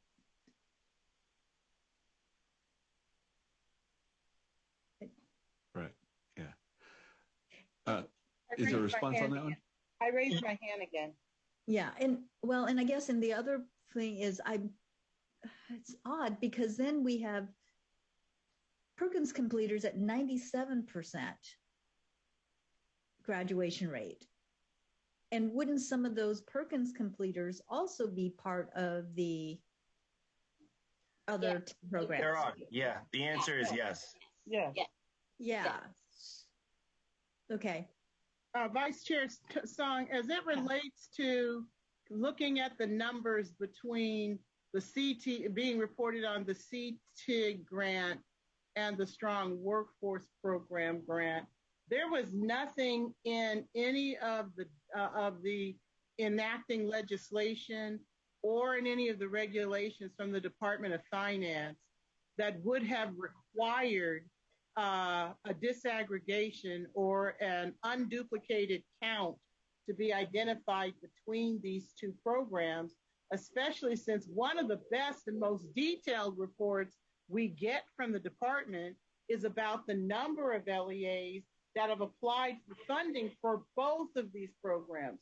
So it's a very safe assumption that there's an overlap of the students being reported in both of these programs, since many of the LEAs that this data comes from out of CalPADS very likely receive funding from both programs. That doesn't actually bother me. There's some other indicators going forward that talk about the accountability for this is what Michelle talked about earlier about how the things that they've shared with the applicants about, this is what will favor you in your application in the competition. What are you doing new? How are you recruiting students? So we have some other indicators that get more to what I think you're looking for, but there's nothing in the enacting requirements that require districts to disaggregate or separate their students based on whether they were funded by CTEIG or Strong Workforce, especially if they received both grants to fund their entire program.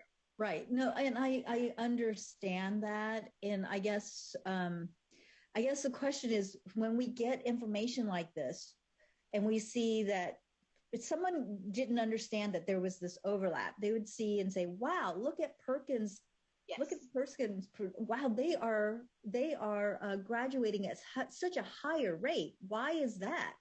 Mm-hmm. It's as if the Perkins money is doing something different or is somehow the Perkins program is more effective, when we know that really what LEAs are doing is they're taking the combination of these different funding sources and pushing it into their programs. So I don't know. It's just Would it be okay if I just mentioned and reacted to that? Sorry, because I do think one of the important things to note, and remember, son, I couldn't agree with you more, because I think the important thing here is trying to tell, an accurate data story that can be viewed in the context of larger things. This year is a summary. Keep in mind, like, where my head's at right now, I'm drilling down to the district level. Imagine if we could tell these, like, unduplicated, aggregate, all these different kinds of counts and have the definition at the district level with the district flag. Were you an SWP recipient? Were you a Perkins recipient? Were you, all these different grants? From there, I think people could do some really powerful, data work and tell some really interesting stories. And doing that also at all the different program subgroup levels. So we're doing it, race, ethnicity, and all the reporting, all of our accountability reporting groups. And I think, we heard Member Sanchez talking earlier about the launch board, and we're trying to, get this feedback to create this kind of larger file that allows us to have a conversation across all programs. And if we can come up with these definitions that we're in that space, I think we can tell that comprehensive data story and get at some of the questions that you guys are asking right now. So this is really helpful for me. So thank you, guys. Yep. Yeah, we've been asking this is actually the question that launched this committee was, what are we getting from our investment? That's the bigger question. What are we getting with all these millions and millions and millions of dollars that we've invested in these programs? What are we getting? And we get anecdotal data information that, oh yeah, it's benefiting this group and this group, but we haven't gotten the data to be able to answer that. And so that's why we're drilling down to this level and this definition to try to answer that big picture question. Yeah, I concur there. I think we've come a heck of a long way, even since I've joined the advisory committee here. And I think it's going to be a couple of years before we can really do that work, Vice Chair Son, and as we heard earlier, right? Unfortunately, but that's the world we're in. And taking a look at this data, especially regarding Mr. Bjorkman's point about being able to go down to the LEA level and track how many of these students that have the high graduation rates are receiving support from these programs from multiple funds, right? And maybe that is an indicator of a higher success rate of graduation, right? And completion. Those are some of the stories I think we really want to be able to tell and learn those lessons from this. So Michelle, have you gotten what you need from this one? Yes. All right. Yeah, no. You know what? This is all, it's really good conversation because I think it helps to frame the work going forward, right? And so, and for us to be able to tell what that story is going to be in the future, we need to know that, and I know this is the first time you're seeing some of this data.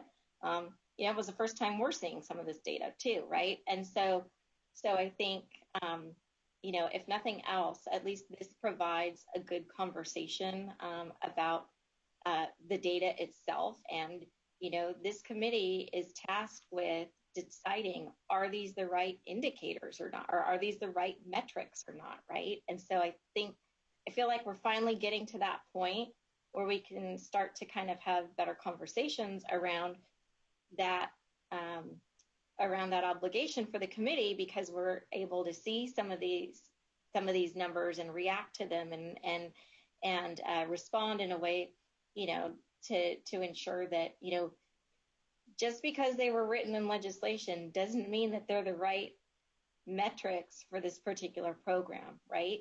So you have to be able to look at it and determine, what are the metrics that can measure this program in the appropriate manner. And so I think, yes, it's messy, but it's good that it's messy because that allows us to have these conversations to be able to do what we need to do to move the program forward and measure to see the outcomes that we would like to see. Exactly. And I think especially doing it now and starting this conversation when we have, it gives us time to communicate that to folks. If we need to tweak the metrics moving forward, as Vice Chair Senate mentioned earlier, being able to make some recommendations, give some thoughts to the legislature later this year. Yep. Okay.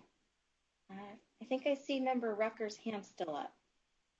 Yeah, I put my hand back up because related to what you just said, Michelle, I think that this is, it has been a legislative mandate for this body to advise the legislature about these data metrics. And in all the time since we have been working on, first of all, just creating the metrics. I remember talking about the matrix of metrics and putting all of these things together, but this is actually, as you just pointed out, the actual first time that we are actually seeing this data. But I think that that assertion also belies a lot of the work that your department has tried to do and has asked us to be patient with you as you do that. Dr. Kodamraju, in his last data presentation, you all looked at all this data and you explained to us we have to figure out how to organize it in a way that's consumable. And that has consumed a lot of your time, and also figuring out the actual, formulas and ways of finding all this information and isolating the data points that you were looking at. So a lot of this work about data management and data harvesting, there's a lot of other work and nuts and bolts behind that perhaps in creating the legislation now, as we're looking at this, we did not understand at the time as when we were putting this work together. So I think it's important to take this moment for me personally to thank the staff for the work that you've had to do to look at the details and the very granular nuts and bolts analysis to do this data harvesting to get these charts to what we're seeing right now. So I want to make sure I say thank you on that, because I have been the most outspoken and critical about the fact we didn't have it up to this point. So I need to make sure that I humbly assert and thank you for the work that you did to get us to this point. I have a question for the group, and this is something, sorry, this is just a question. One of the things when we started doing these data, it's actually interesting because I hear from multiple people, and if there was interest in this, I would propose it to say, if we came back and looked at the different permutation combinations, so you could see like, what are the number of CTE completer graduates from a district that received all three, just two? And we could look at those data. Is that something that you guys would be interested in? I know I would be. I know. Now, don't promise me something like that. And hey, I'm trying to do it. We can do it. We've been working hard. Will hold you to it. That's for sure. We've been working hard to lay the underlying data in a fashion where we now can hopefully pivot and do so in a much more streamlined timeline fashion. It's just been challenging with the matrix of metrics and the multiple definitions and the very in the weeds questions we had, that I think it was like there was a lot of unknowns. So that's why they kind of brought us out of the back of the kitchen and let us hang out with the diners and see what you think of the food. We've had a lot of conversations. And that was a great analogy for sure. Yeah. So if you We're can, glad you're here. Much appreciated. All right, Michelle. Okay. I just received a message that we're offline. So I was just checking with tech to make sure we're still up and running for a moment here.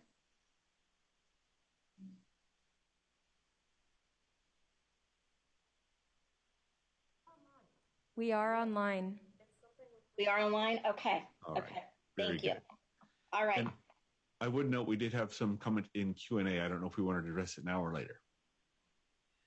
We should address those during the public comment period. Very good. Thanks for that. All right, Michelle, okay. You can continue on. Next slide, 2B.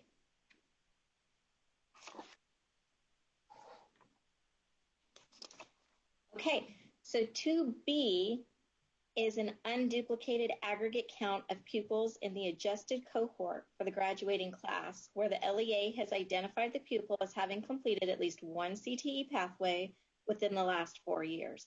As a reminder, this could be 1 300 or more hour course, 2 courses, 3 or 4 courses. In the 4-year cohort year of 2018-19, the CTE Incentive Grant included 70,722 completers, 68,592 graduates with a 97% graduation rate. In the 4-year cohort year of 2018-19, the K-12 SWP included 45,880 students, 44,310 graduates, with a 96.6% graduation rate. Questions, comments?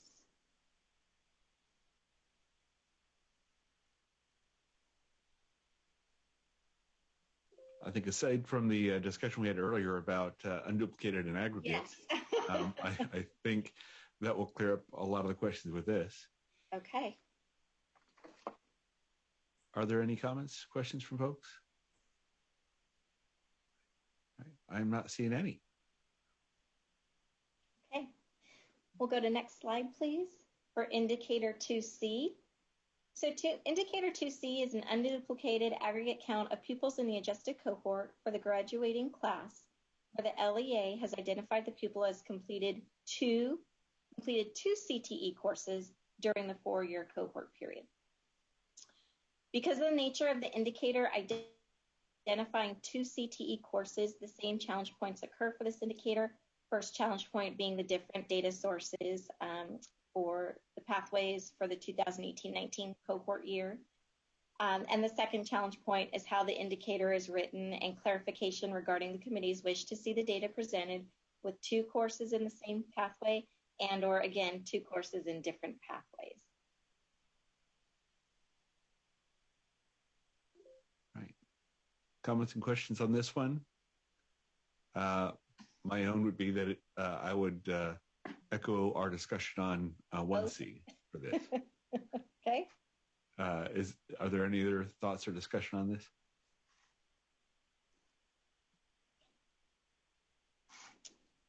All right, I am seeing none. We'll go on to the next slide then, which is indicator 2D. Indicator 2D is an unduplicated aggregate count of pupils in the adjusted cohort for the graduating class, where the LEA has identified the pupil as completed more than 2 CTE courses, but does not reach a CTE completer status as defined above during the 4-year cohort period. For purposes of this metric, an example of a non-completer could be a student that earned a C- or less in the capstone course, a student that left school, or other possibilities. The same challenge point occurs for this indicator, the first challenge point being the different data sources again for the 2018-19 cohort year, and the second challenge point again in how the indicator is written and clarification regarding the committee's wish to see the data presented with more than 2 courses in the same pathway or more than 2 courses in different pathways.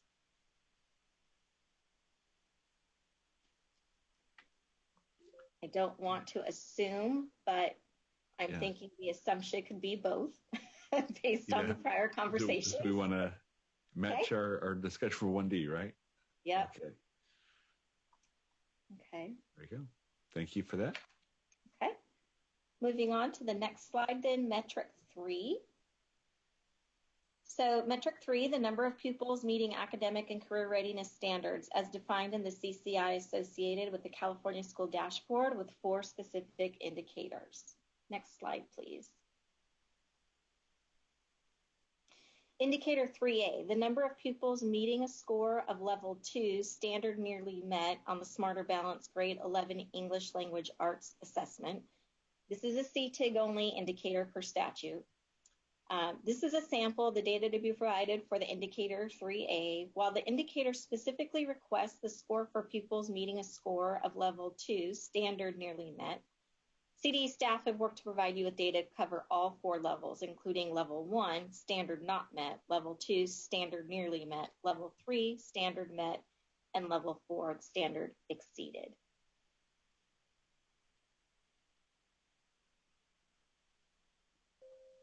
All right. Any comments or questions on this?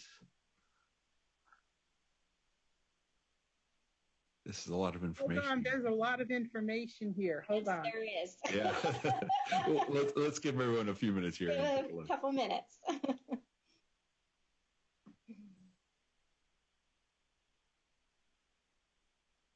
I definitely appreciate seeing all the different levels. Yes, and that was a question we had because the indicator just originally had the level 2 standard nearly met. And we thought we weren't quite sure why that was. So we said, well, if we can get all levels, we probably should look at all levels to be able to get a clearer sense of the data. I see Member Rucker's hand up. Yeah, Member Rucker, go ahead. Okay, so I do have a couple of questions, and I'll start with my questions in the first two columns, the total in the cohort and the number of students tested. So there is a significant difference between the total in the cohort and the number of students tested. So I'm going to ask you a question about the cohort.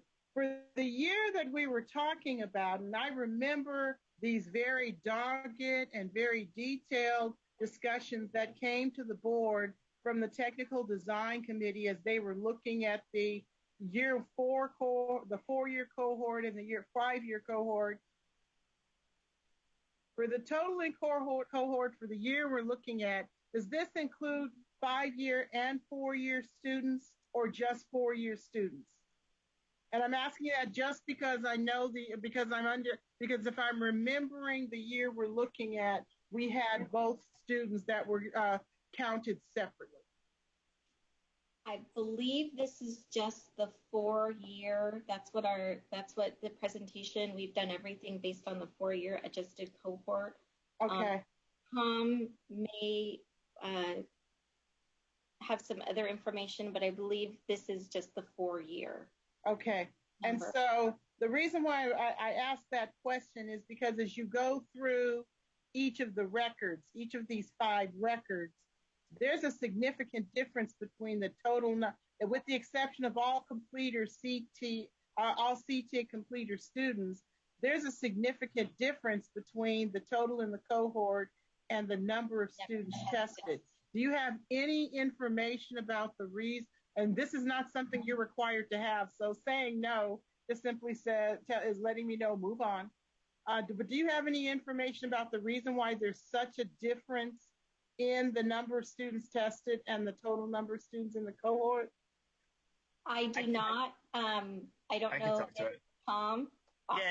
Yeah. So, I mean, essentially, when we did this first pass, we were looking at the students in the 18-19 cohort. And so, and we were looking at their most recent results. So we'd have to go back to their 11th grade test scores and stuff.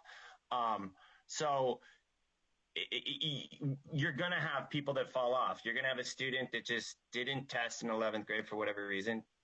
They showed up and became a member of the cohort in their 12th grade year, so they were never an 11th grader in California, or they were a dropout, or they moved on. So it's kind of like it's those use cases. We did update these recently, like in the past few days, and what we're going to do to you is we want to take the most recent. So we've caught a few cases where, let's say you're a member of the 18-19 cohort and you took the Smarter Balance test in 17-18 as an 11th grader, and for whatever reason you stayed back, so you would take it again. And so so we've updated that with the most recent scores. But I think that was our logic in looking at when we would look at the tables. And okay, that's helpful. I wanted to know that before I went to my second question. So then when we go to the far right side and we look, thank you first of all for giving us the information for all 4 levels. That's very excellent information. This gets to not just the reporting, but the accountability piece. Michelle, you may recall when we were working on the Perkins grant, my colleague who has left me behind, we really put our foot down about the progress reporting or the growth that needed to, that funded sites and LEA would be accountable for the academic growth or improvement of students under the Perkins funding. This is for the CTEG grant, and this is one of the things the legislation doesn't make clear. We have a large number of LEAs, that repeatedly get funded. And so this is the data where the accountability piece becomes very important. This is something, again, for the fall conversation, I'm going to ask you to put a pin in because I will come back to this in September. This is the accountability information, particularly for underachieving students, for students of color, that programs need to be accountable for in their outcomes. This is a very significant outcome, not just graduation and not just completers, which is what's been the meat and potatoes in the conversation we've had up to this point.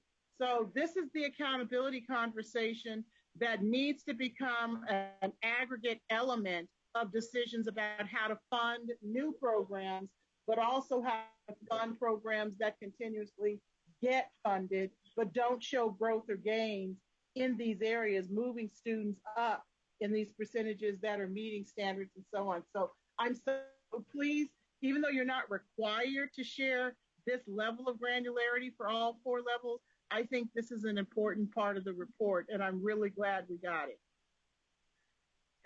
And Member Rucker, just wanted to add, we're going to do this for all programs. So it's like, once again, going back to kind of like what we're hoping to do is say, here you would get these, whatever we kind of arrive upon the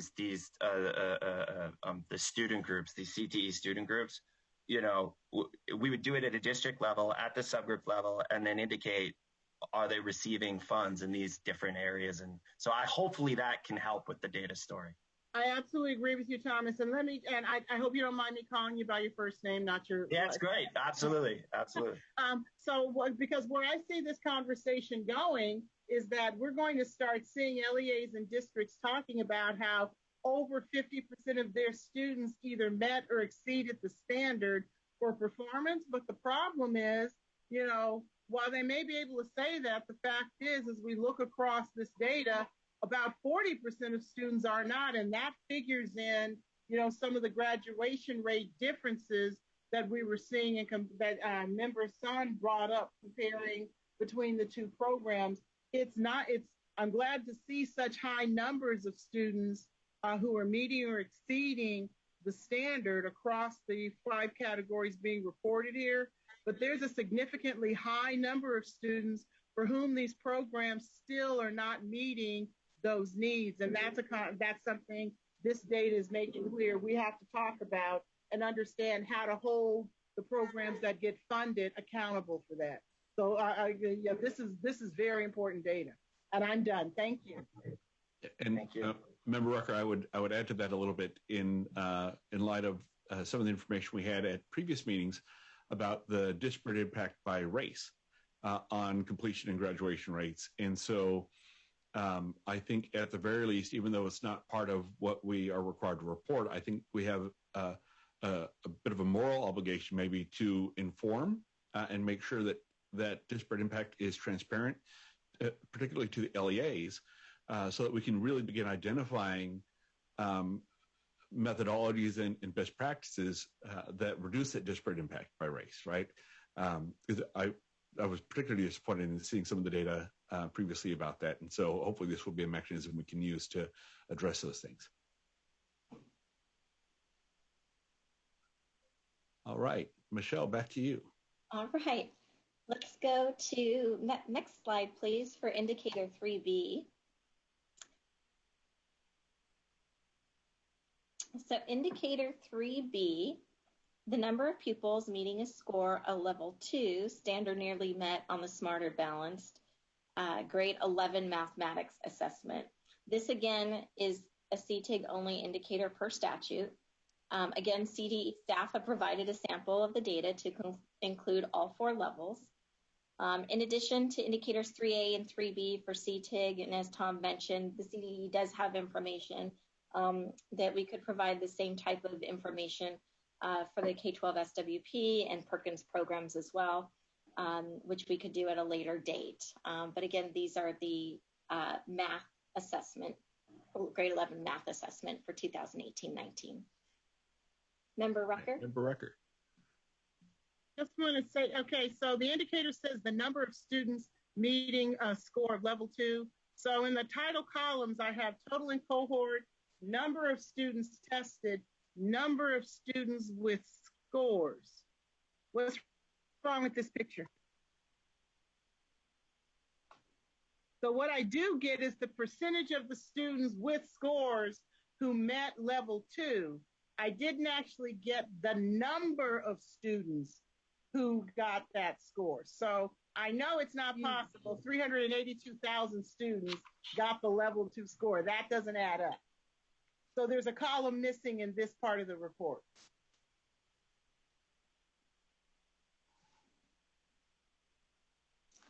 So I'm looking at total score, number of students tested, number of students scored.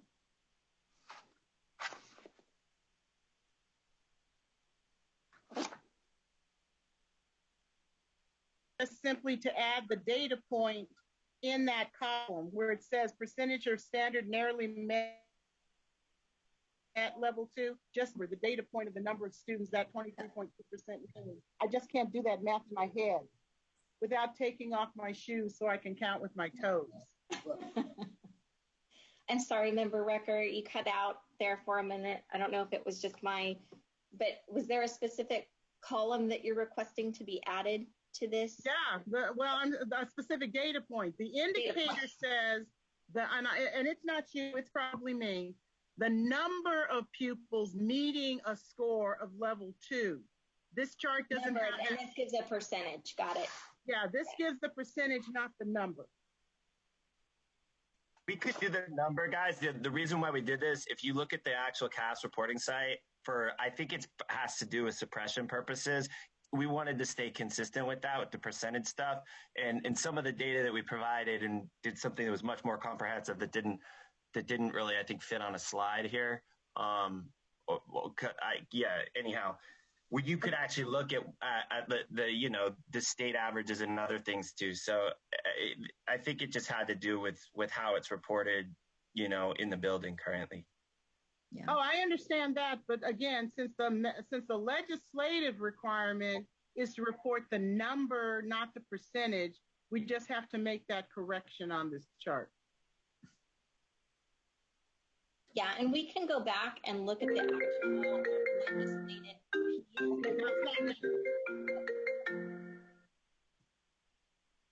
Sorry. Okay. I'm sorry.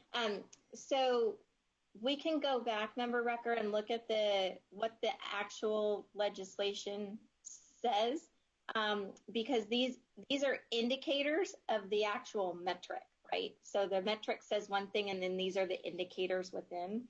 So we'll make sure that we go back and verify and that we're consistent throughout.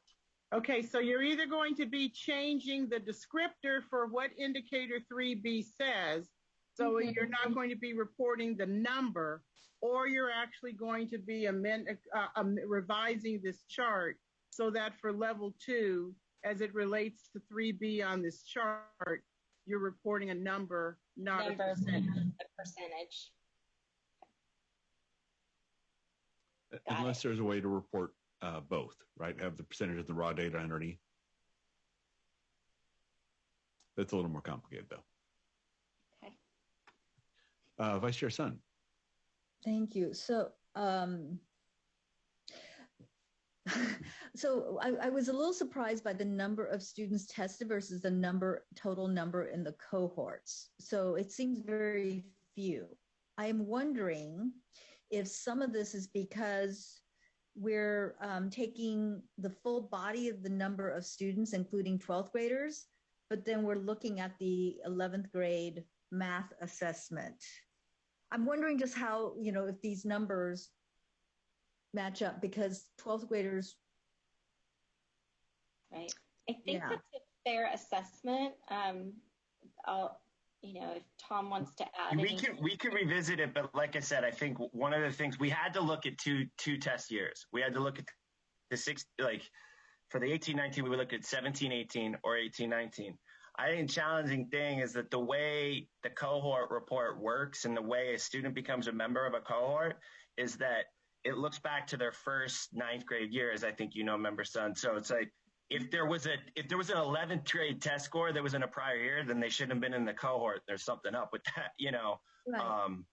So it's just a matter of like, we can look to other years or whatnot, but I think the case is that the students just either they left the state, they were removed from the cohort, they dropped out, they didn't test for some reason, or they came in the cohort late, so it's just, those were the 2 test years that we looked at. And unfortunately, if we find some test scores from other years, that's conflicting data, because then they shouldn't be in that 18-19 cohort. They should be in another cohort. Yeah. So the total cohort is made up of students only in the 11th and 12th grade, so that in order to get those scores, or they're not? No, the total whole cohort is from the 4-year ACGR. So the way that we do that is that's calculated. It's what Jenny used for accountability. It's what we use for just the dropout rates and whatnot, and the 5-year rate. It's just at the end of the 18-19 year, we look at all students that are supposed to have graduated in 4 years. So a student that was a freshman in Sac City in 9th grade 4 years ago, and then, may have dropped out, or for whatever reason, just never made it to the 11th grade or never tested, they're in the cohort. Okay.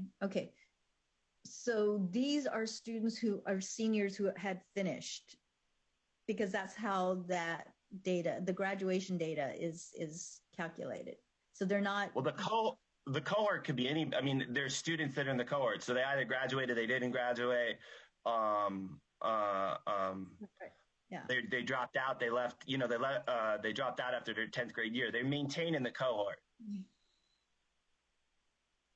Okay. That's helpful. I'm just trying to run in my head, then what does that mean for these numbers? What do these numbers mean? Okay. We'll move on to Member Grande, and Vice Chair Sun, definitely percolate on that a little bit. Thank you, Chair Rawlings. I was just wondering, I heard the description between the total in cohort and the number of students tested and how there could be a discrepancy there. But are there any reasons that stand out for the number of students tested versus the number of students with scores?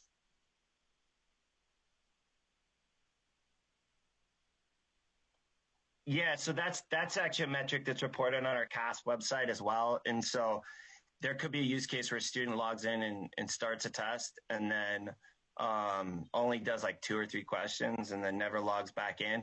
And so they don't answer enough questions to actually generate a valid score. And so they're not calculated. So if on our CAS reporting page, these are consistent with how we report out those data, and have reported out our CAS data.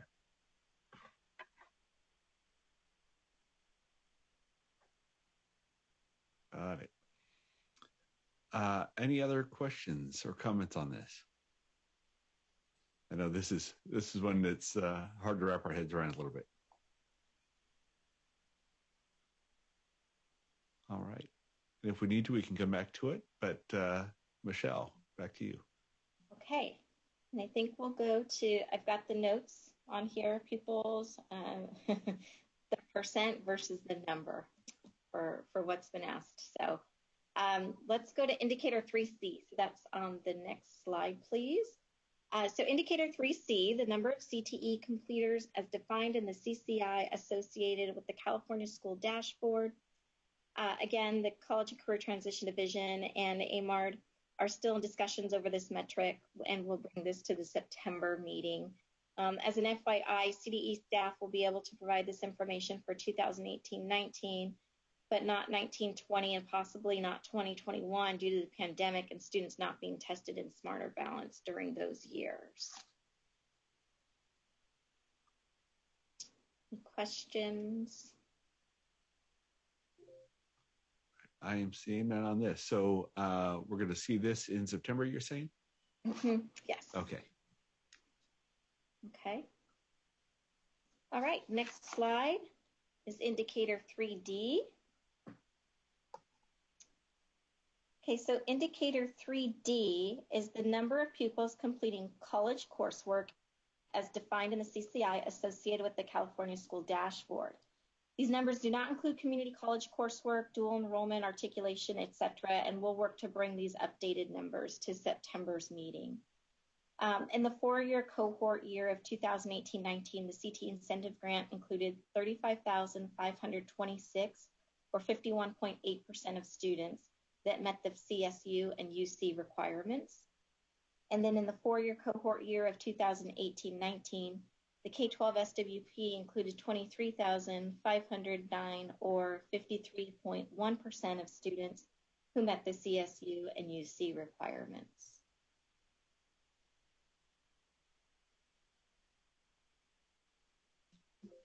All right. Any thoughts on this?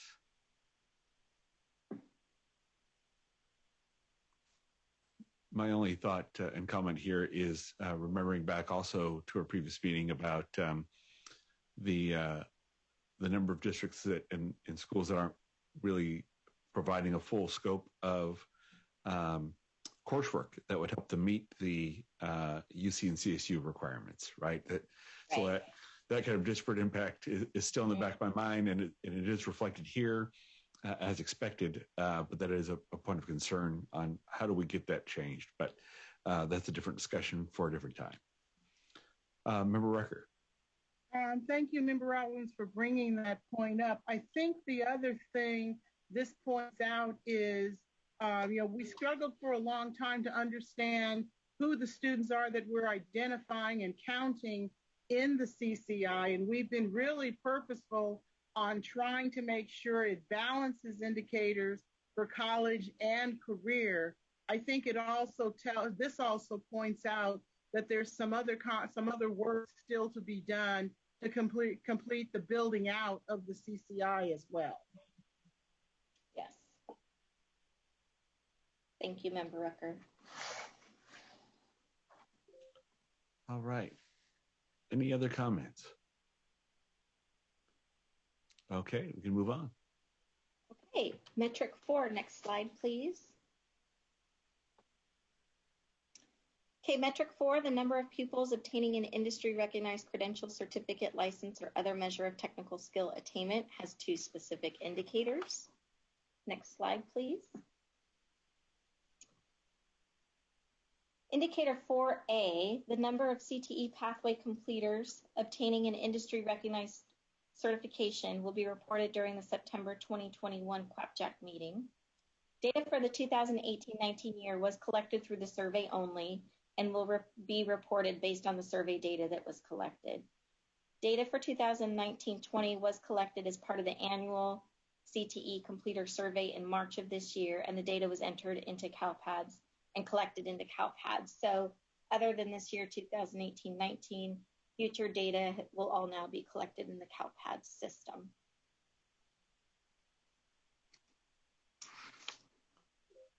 All right. Member Rucker, I see your hand up. Do you have an item on this? You got it. Okay.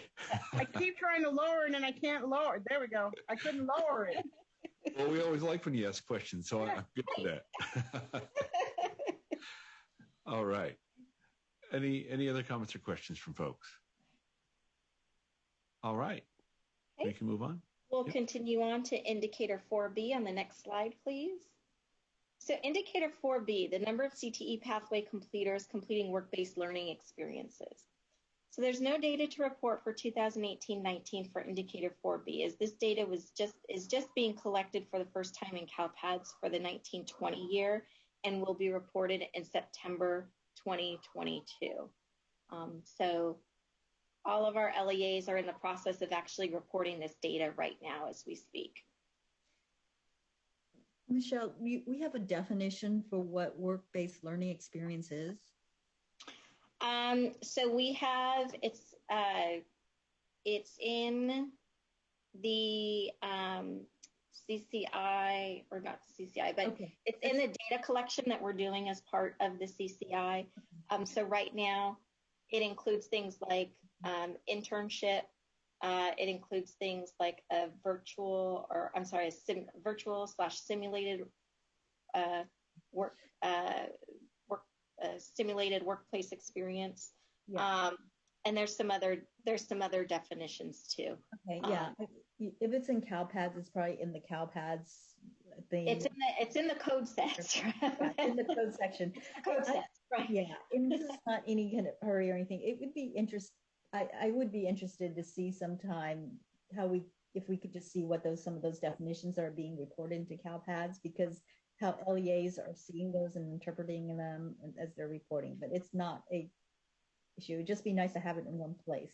Yes, and that's something that we've also, thank you for sharing that, Member Sen. That's something we've also been working with the CCI office very closely on, is what those definitions are, because when you just say work-based learning experience, that can mean a lot of things to a lot of people.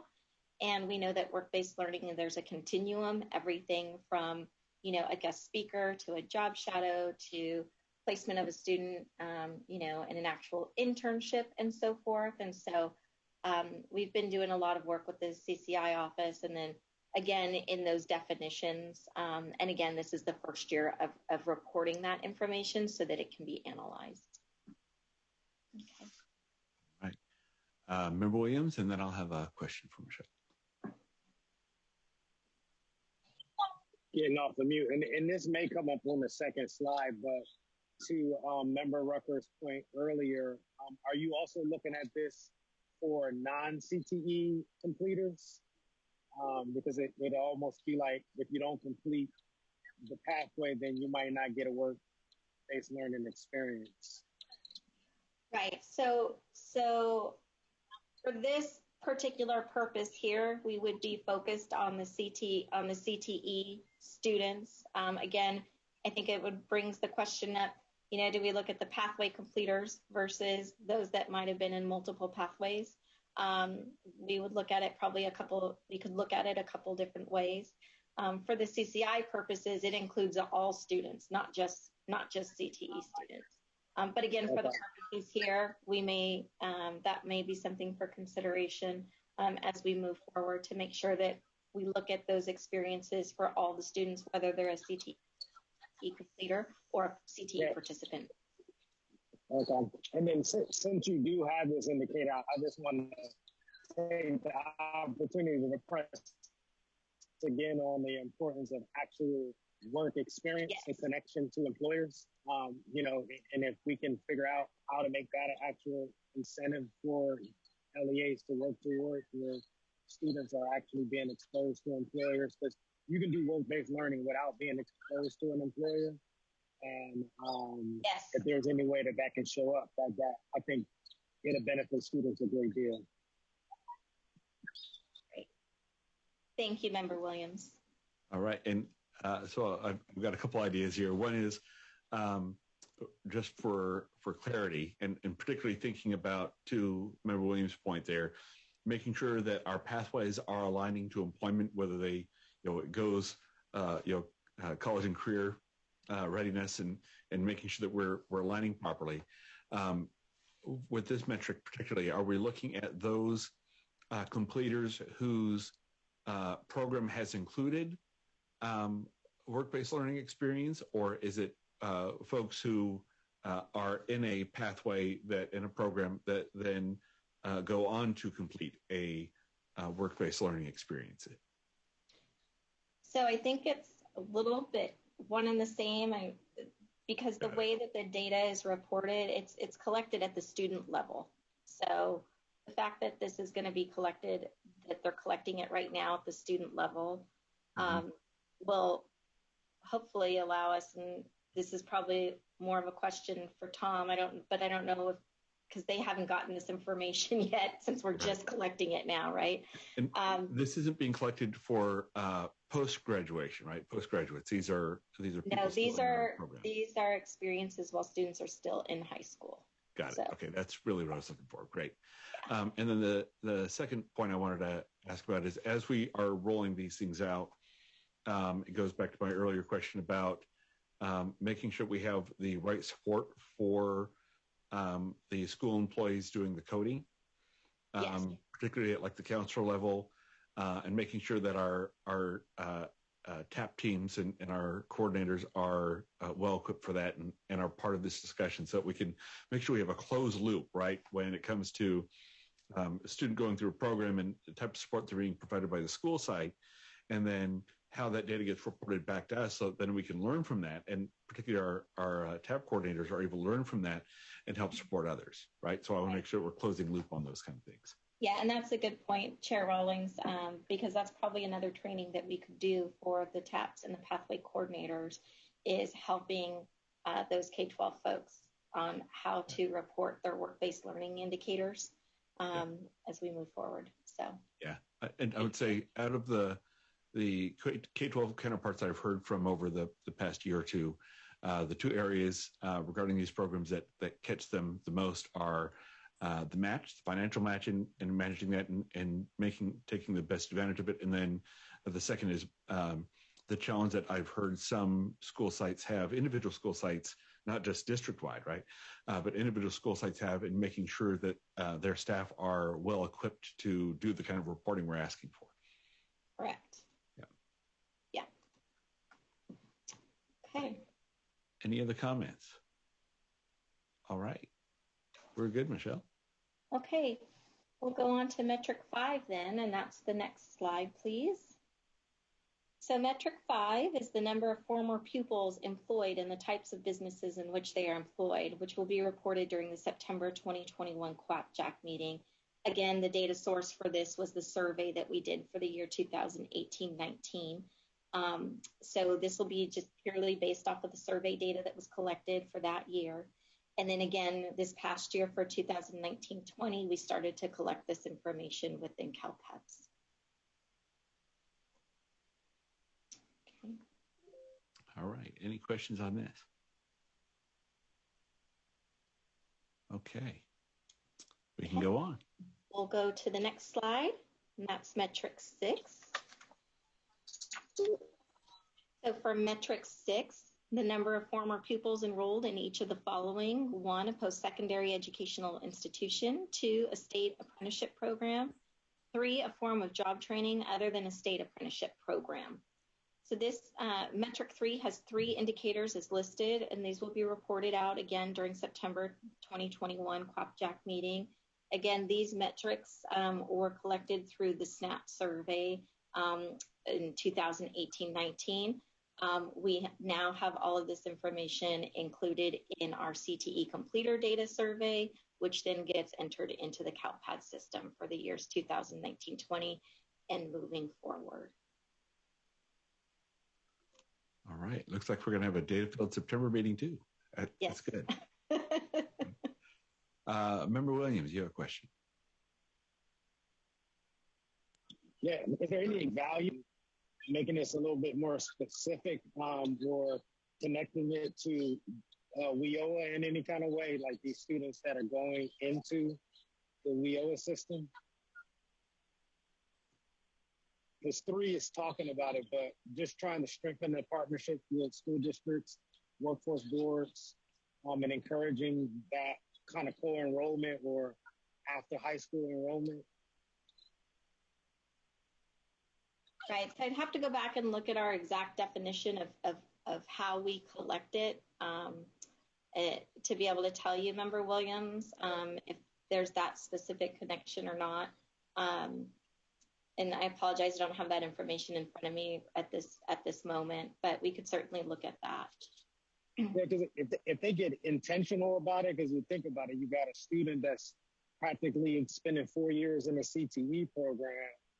They could be in WIOA for up to 2 years and get additional services and support, whether they're in a community college or if they're going straight to a 4-year. But a lot of students leave high school not even knowing about on-the-job training programs or, you know, the CTE programs that are stackable credentials, any of those different kind of things. They're not, just a lack of awareness that that's available.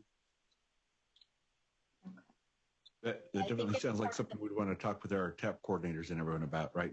And yeah, get feedback from them and make sure that they're empowered for doing that type of work. This is part of our general follow-up survey, so there are questions on there.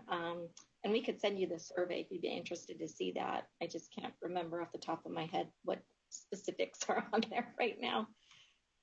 But thank you for that, Member Williams.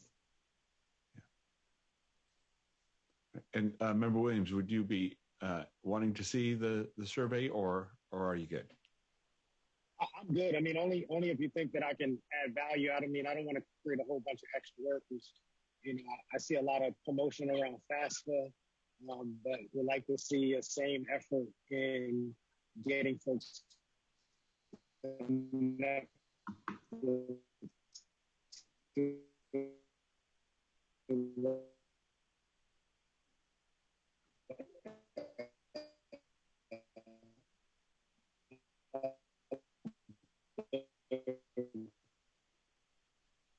I'm missing a bit of that, Joseph. So. Oh, did I? Yeah, it's been a little jittery on your upload. Oh, I'm sorry. I said only if you think there's something that I can add value to. I don't want to create extra work, so I don't. Sure. I don't need to see it yet. Yeah, and a friend just did a phone a friend or a text a friend that it has actually WIOA is included on that survey, so it is part of that follow up. So, but we can certainly send it to you I'll get it out to you so you can see that. Yeah, I was just thinking that I hadn't seen it before, and I think it would be at least informative. So so if we could get that out just as an information item to the members, that would be great. Yeah, I'll make a note to get that completer survey out. Yeah. And the other thing is, remember, this is a CTE, so it's a CTE completer survey for our completers, right? And so it's all based on our schools having to go back and find their students after they've left high school and then report the data in, right? And then they only get a certain percentage that comes back. So you have to remember that the numbers that we get from these things that are asked in the completer survey are not going to be the full set of numbers because it is based off of follow-up data. So I just want to make that clear as well. Okay. That is an area where I would love to see us be able to have a great statewide data system that would allow us to track some of that data. Okay. You know, we would still have some anecdotal stuff we'd have to, subjective stuff we'd have to get feedback on. But I think I go back to the cradle to career data system idea, and I'm excited about that. Member Williams, did you follow up? Yeah, just if it becomes a goal on the onset that we're working towards enrolling them in that system before they graduate, then it's easier to get the follow-up because the counties and the cities are following up with the students for a year after they're exiting their programs anyway. So not that it's going to be easy, but if it's a goal on the onset, before they leave, we're going to get them enrolled in, a WIOA funded program. It'll make capturing some of that information for schools and for teachers a lot easier. That's a very good point. Okay. All right. Back to you, Michelle. Okay. And so really, so that concludes the item 3 presentation. If I may, I'd just like to give a huge thank you to my interim division director, Pete Callis, for his support while working through this. AMARD has been tremendously helpful. So thank you, John, Tom, Corey, Mark. You guys have been awesome in putting this together for us and working through some of these pain points. And then also a couple of my staff members, specifically Tara Nielsen, who's helping to facilitate this stuff today, and then David Kinst, who's really been doing a lot of work on the data piece. So we know you guys have been asking for the data and you've wanted the data, and we just appreciate your patience while we've been able to get this much ready and together for you. And we look forward to providing you with more information in September. All right. So are there any other comments from the members? Just aside from my own echoing Michelle's comments, thank you all for the great support and the great information, especially AMARD, always very helpful to have you here in sharing this data. All right. So seeing no raised hands for member comments. Are there any public comments? Yes, there is actually a public comment that was recorded incorrectly. It actually referred to item code 2. This is from Janet Sloan from Fresno ROP. And she states that as a K-12 LEA, we appreciate the separation of the application time period for CTEIG and K-12 SWP in order to determine resources for match funding in each of the grants. This is crucial timing, especially for the smaller rural districts. And then we have public comment from Clinton Maxwell. Clinton Maxwell from Mendocino County Office of Ed.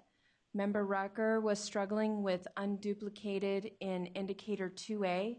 In our county, we have graduates who have completed in 2 courses. In K-12 Student Information Systems, if a graduate completes 2 courses, the counselor can tag them as completing both. I think in that case, they would be duplicated in the count if they were not excluded. Hope that helps.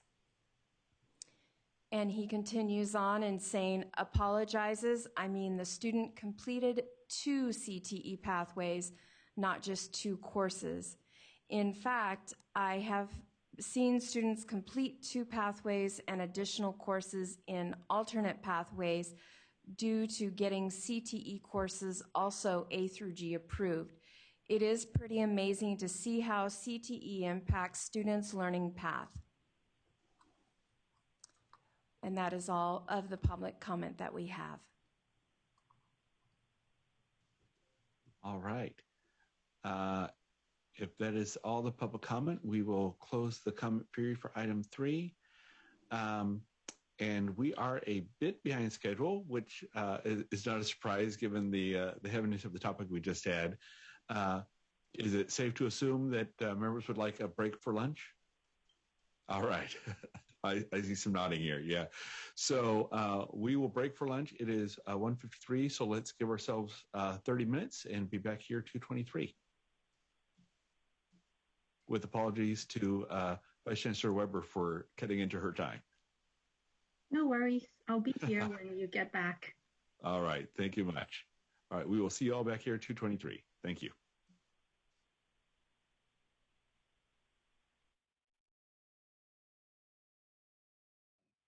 All right. Thank you, everyone.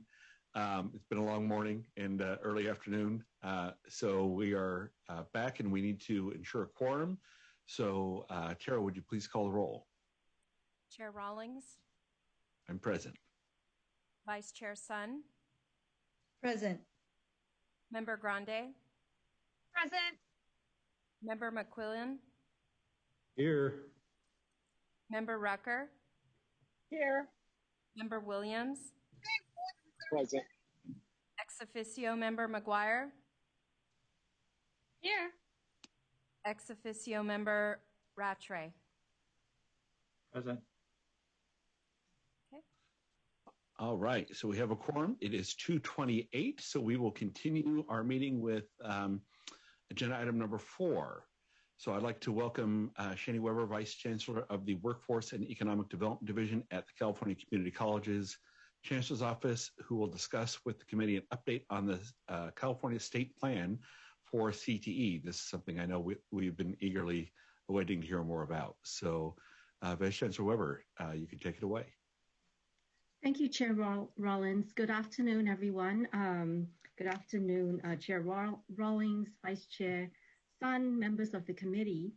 I'm here to give you today an update about the California State Plan for CTE and where we are in the development of that plan.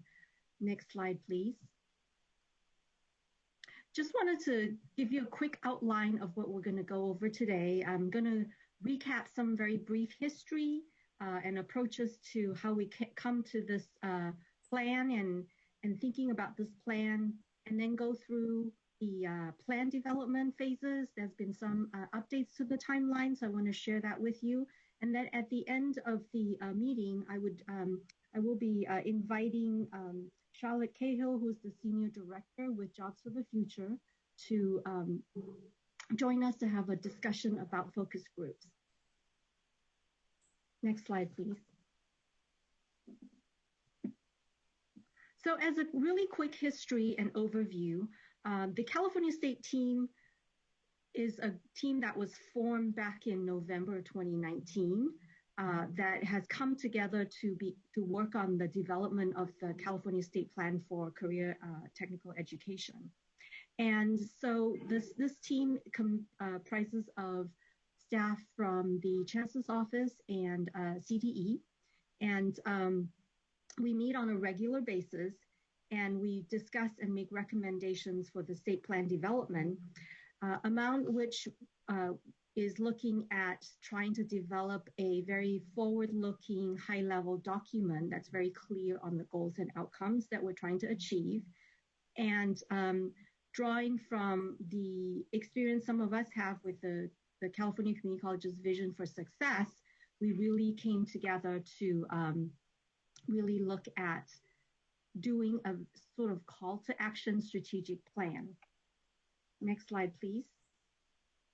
And really the goals of what we're trying to achieve for this strategic plan or call to action for CTE is trying to keep some of the tenets that we have all been talking about for the past couple of years, at least that I've been involved. I know it goes back longer, to look at the student-centered approach and really look at the full ecosystem and how our current state, regional, and local efforts come together.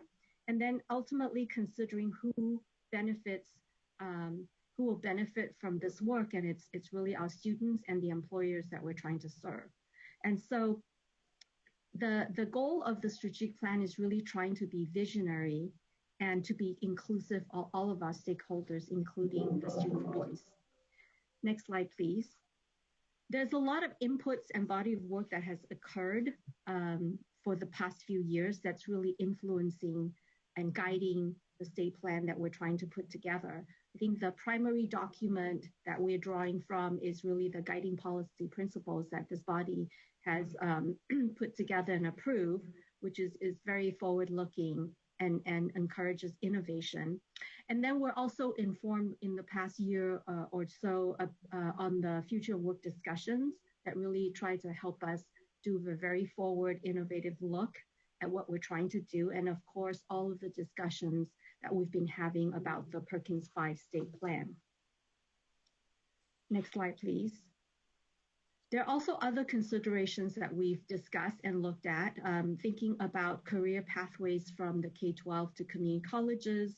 There's also the student-centered approach that I mentioned, the employer engagement efforts, both within the two systems, the K-12 and the community colleges. And ultimately, one of the underlying goals and foundational principles of this work together is really the cross-systems partnership and the continuous improvement that we're trying to build in our systems and our strategies that ultimately will increase more students accessing CTE programs, employment, and good paying jobs and careers. Next slide, please. Some of the urgent topics that we also looked at around this plan has to do with teacher prep qualifications and the professional development that's required for teacher prep. And dual enrollment comes up again and again, particularly around the barriers that needs to be better understood and removed. And then also thinking about student outcomes and employer readiness being very critical in the CTE programs. Next slide, please. The other recent emerging trends that's really impacted this work as well, that we've really had a lot of discussions around, is related to some of these things that you see on here that is also particularly accelerated by the pandemic that we all experienced in the past year. Online education continues to be a question and discussion whether it should all be online, whether it should be a hybrid, and what happens after we get through this pandemic. What does recovery look like? The role of online education. Competency-based education has been an ongoing discussion, and looking at the May revised, the governor's office budget that was released today. I mean, we've been talking about budget as statements of values, and we see that there's a lot of signaling in terms of funding to support competency-based education. And then something that we haven't had a lot of conversations around, but is starting to surface nationally and also within the state of California at the state level, is the talk about credential transparency and how that impacts students and employers, and how that allows us to better create systems to characterize and describe skills and competencies acquired by students through the different CTE programs and courses that they complete. And then for employers to be very clearly able to see the kinds of skills and competency that students acquire and match them to the jobs that they're trying to fill. It makes it a lot easier for employers to do matching if they were to look at skills competency rather than trying to figure out whether a degree, a certificate, or a certain course imparts the skills and competencies that they're looking for. And this is particularly important because employers are starting to move towards skills-based hiring. Many of them are doing that partly out of desperation because of the skills gap, and partly because recognizing that talent is everywhere, but opportunities are not distributed equally, and trying to be more open about and diverse in their thinking and approach in recruitment. Next slide, please. As a result, we have organized this strategic plan and into this framework, and sort of identified 4 key areas of threads of work, really looking at, ultimately our job is to develop a workforce supply that meets the demand of employers. And then also looking at instructional delivery and support services that are effective in helping students get through the programs and get into jobs.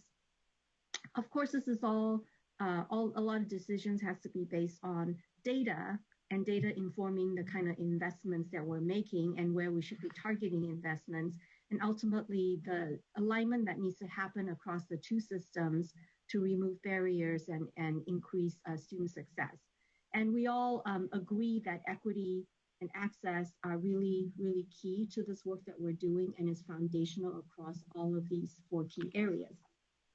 Next slide, please.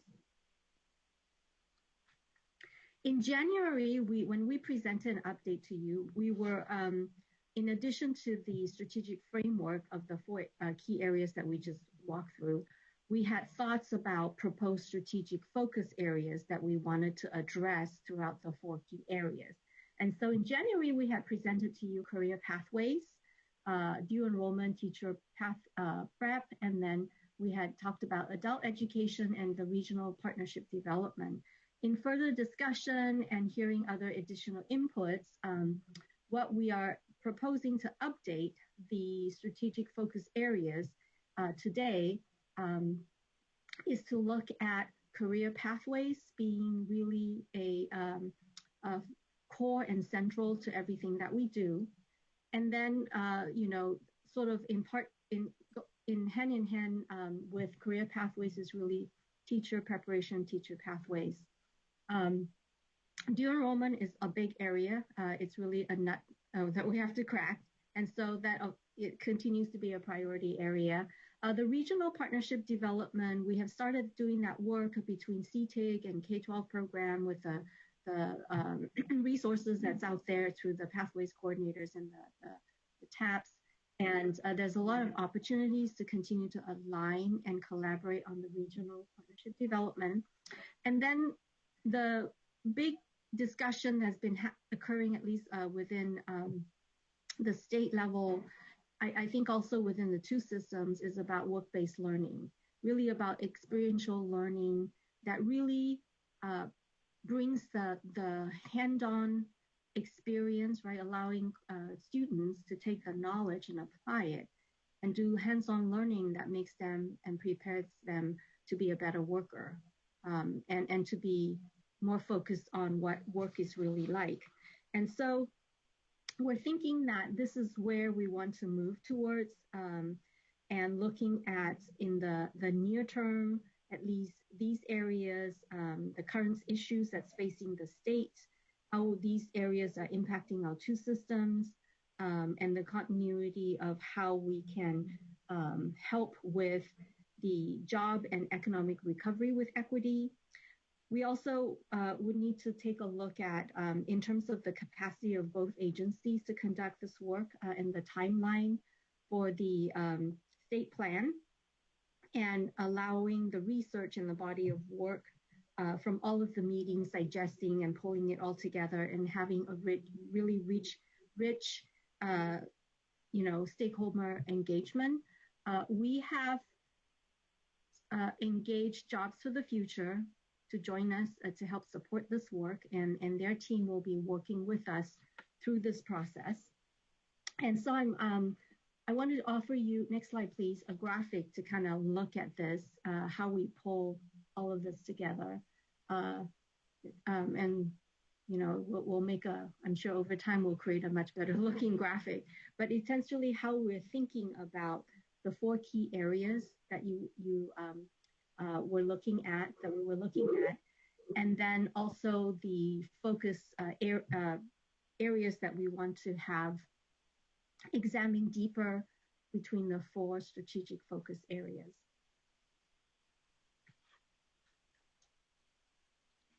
Okay, at this time I'd like to move into the timeline and walk you through the revised timeline in working with the state team and in bringing Jobs for the Future on board, and working through some internal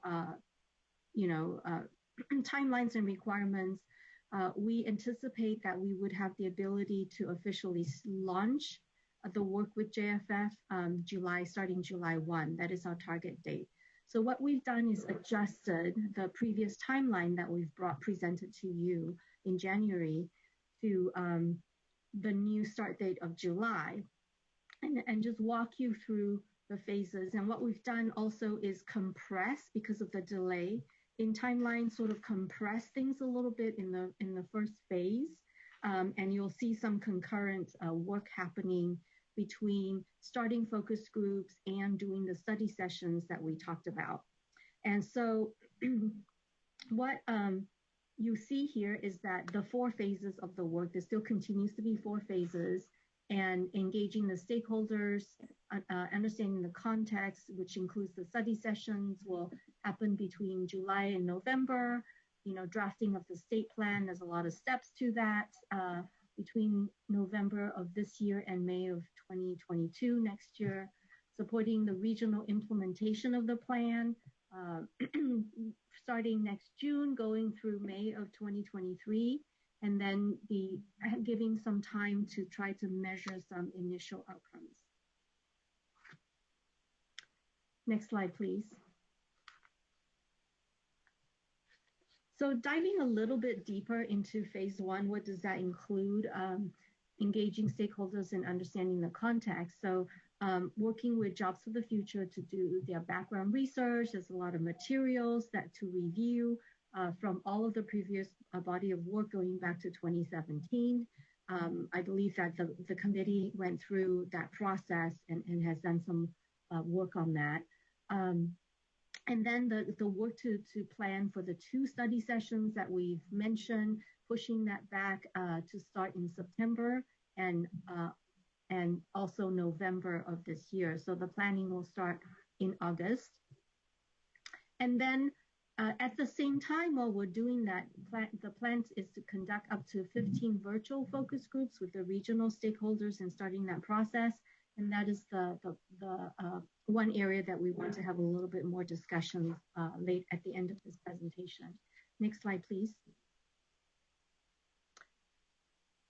And then in phase 2, I think our PowerPoint is is stuck. Thank you.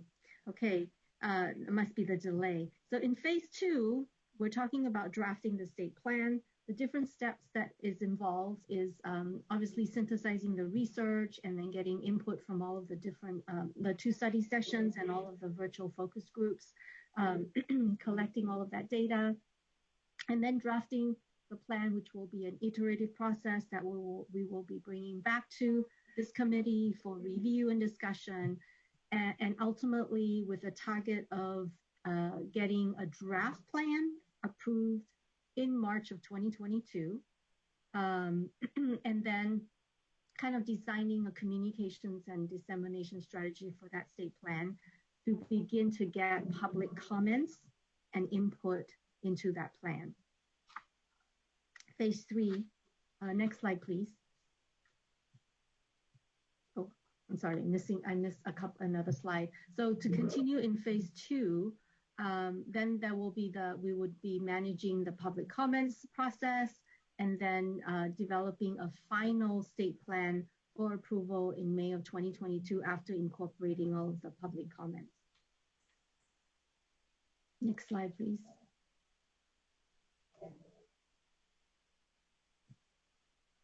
So in phase 3, I think that this is probably the most critical part to really engage the field and get buy-in in the field in terms of conducting town halls across the regions, across the state, and then developing an implementation plan, sort of a roadmap for our regions to actually be able to put this plan into action. And I think those conversations will be very rich and we will learn a lot from that. And then having statewide implementation meetings, in some ways, trainings to help explain and better understand the state plan so that the local and regional groups can come together and think about how they want to do this and how this all comes together. There's also the consideration of sometime in this process and the timeline, we do have the Perkins update that will need to be considered and how all this gets incorporated into the Perkins update. Next slide, please. And then finally, the phase 4 is rather short in 2023, but really Jobs of the Future will help us develop an outcomes dashboard. We will identify key metrics and benchmarks that would be aligned to the priorities in our state plan and looking at how do we measure progress and the key benchmarks that we can look at and begin to see movements on. And that concludes the timeline for the state plan development. And I will stop here in case there's any questions before we move on to the focus group discussion. All right, leading us off, Member Rucker. So good afternoon, Dr. Weber. It's always very nice to hear from you. I learned so much about this work each time you make a presentation. So I always look forward to hearing from you. My question is about the development in phase 2 of the CTE plan. As you look at the different segments of the community in California who have a stake in not only the development of this plan, but who have a role in supporting and implementing the programs that students participate in, there are different needs and goals and outcomes that this plan needs to address. And so my question is, in phase 1, what is the idea, or what is the plan for the plan to look at how to create a single voice or to create some convergence and agreements about these goals and outcomes, given what are very divergent needs for CTE programs that this plan would be developing and directing? That's a great question. I think it all has to do with the framing and how we frame the 4 strategic areas, and then the strategic focus, and then the 5 key topic areas. If you would go back to the slide, let's see, which slide is that? We can go back to slide 11.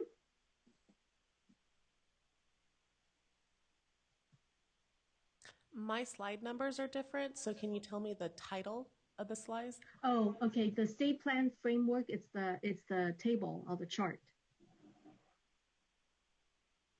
Yes. Thank you. So if you look at this framework, I think the framing is the conversations are going to be framed around these. There's just so much to talk about and so much we can cover. And I think if we focus our framing on and the conversations around this, other things that surface, we will collect the information, and I'm sure that we will then document that and figure out. So this is only the first part, and one of the things that we want to do is really look at continuous improvement and continuous iteration. I think it will inform what our next set of priorities are based on the information we collected.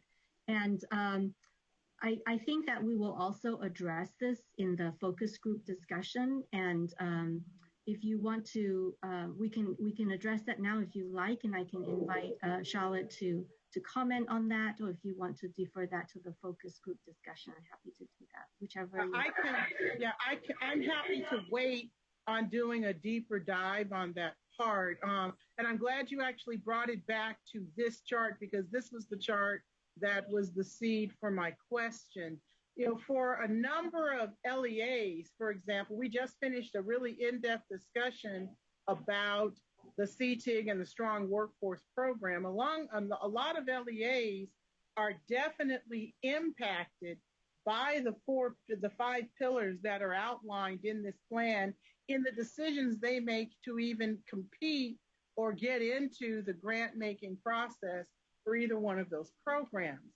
And yet for a lot of LEAs that have received this, when I look at their school plans, whether it's an improvement plan in Perkins or their LCAP or their learning continuity plans that they have now, they never mention any of these things, let alone the emerging role that CTE has for a critical mass of the students that they're receiving a critical chunk of change to fund and provide a program of support for.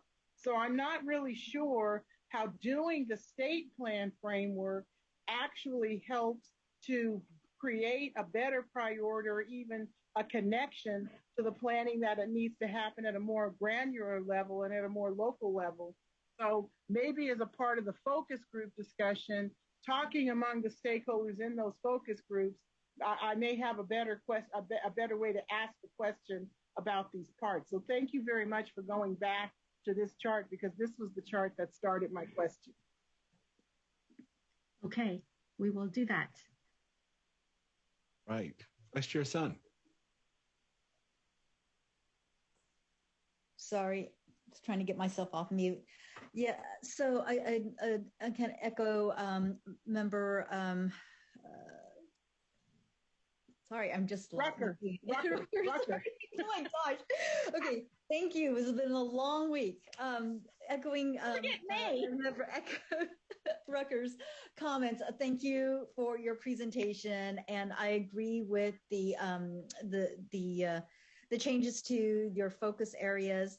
And I also want to make a comment on this particular slide as well. It seems that between the reason this committee was brought together was really for those last 2 columns, the data that informs the investments and the cross systems alignment.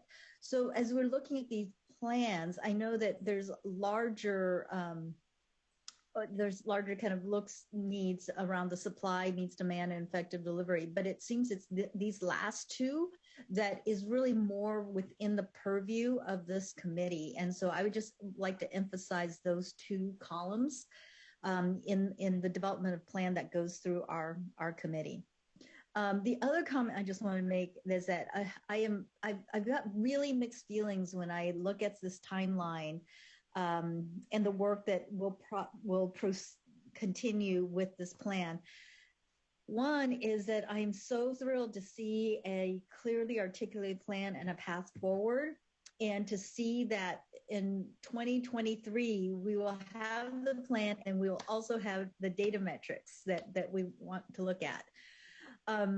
My other feeling is that of just, oh my gosh, sadness, because we began this in 2016. We began this work in 2016. And when I look at when we might look at the completion of this in 2023, that's almost 8 years. And in 8 years, we've had 2 cohorts of high schoolers go through high school and secondary. So I guess, my reason for bringing this up is the sense of urgency that we need as we proceed with this work, because we talked about these issues, these problems, the lack of data years ago, 5 years, 6 years ago now. And we're still working on this. And I really appreciate the plan moving forward, but I just want to emphasize that we got to get going on this. Thanks. Thank you, Vice Chair Sun. Appreciate the push and the sense of urgency on this. All right, Member Williams. Thank you for the information. I just want to, I'll keep bringing it up. I see work-based learning on there, and I think it's a key component. But I want to emphasize the need to explicitly say work experience until students start logging actual hours on the job. Because when you hear folks talk about career pathways at the local levels, parents a lot of times think that their child will be leaving these school districts into a livable wage job. And that's actually a lot of talk. And so until young people start logging hours with employers, they'll still be at a deficit. And so as much as possible, if we can promote investments in actual on-the-job work experience for students that are closely aligned to a pathway as possible, I want to continue to try to support that. And then with the regional partnership developments, I just wanted to know, and I know that there are employer advisories and different things, but at what level are employers having the ability to help with providing input on these plans?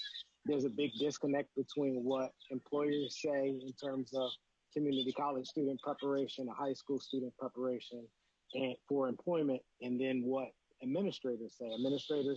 Deloitte and Touch did a report, and it talked about how about 98% of administrators feel like that they prepare students for employment.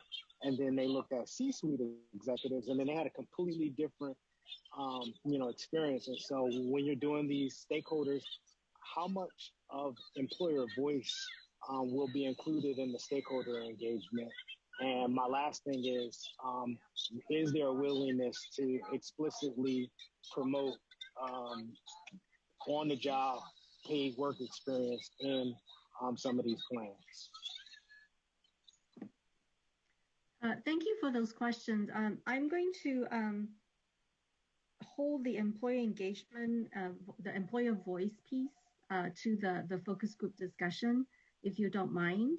And then in terms of how much, I think your second part of the question is how much do we have the ability to help focus, the colleges and the schools focus on developing programs that lead to good paying jobs. Those are all, I think, part of the work that we will be doing, part of the regional partnership, and as you say, employer engagement in encouraging things like pre-apprenticeship programs and apprenticeship programs. And there are other strategies that we are very interested in developing, like earn and learn programs. And so those are all, I think those are all strategies that we will be recommending in the state plan.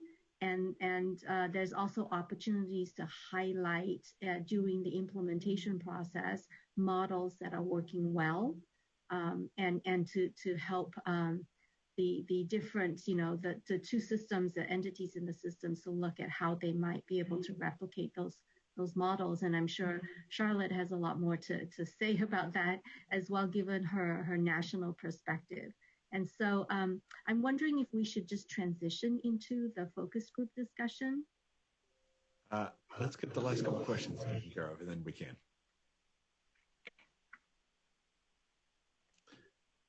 So, Member Grande.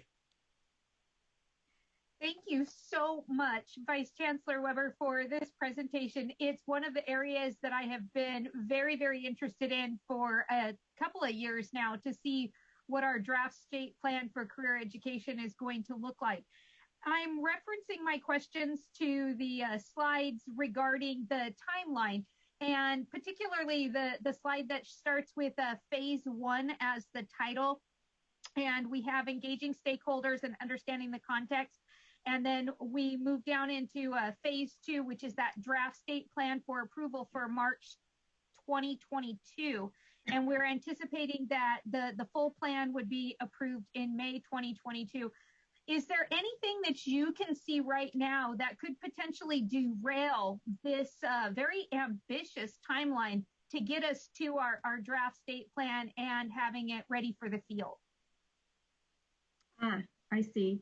The draft state plan. It's really the draft state plan. So I will, there's always stuff that can derail our timeline, but I will defer that to Charlotte to think through some of the challenges that we may face in an effort and endeavor like this.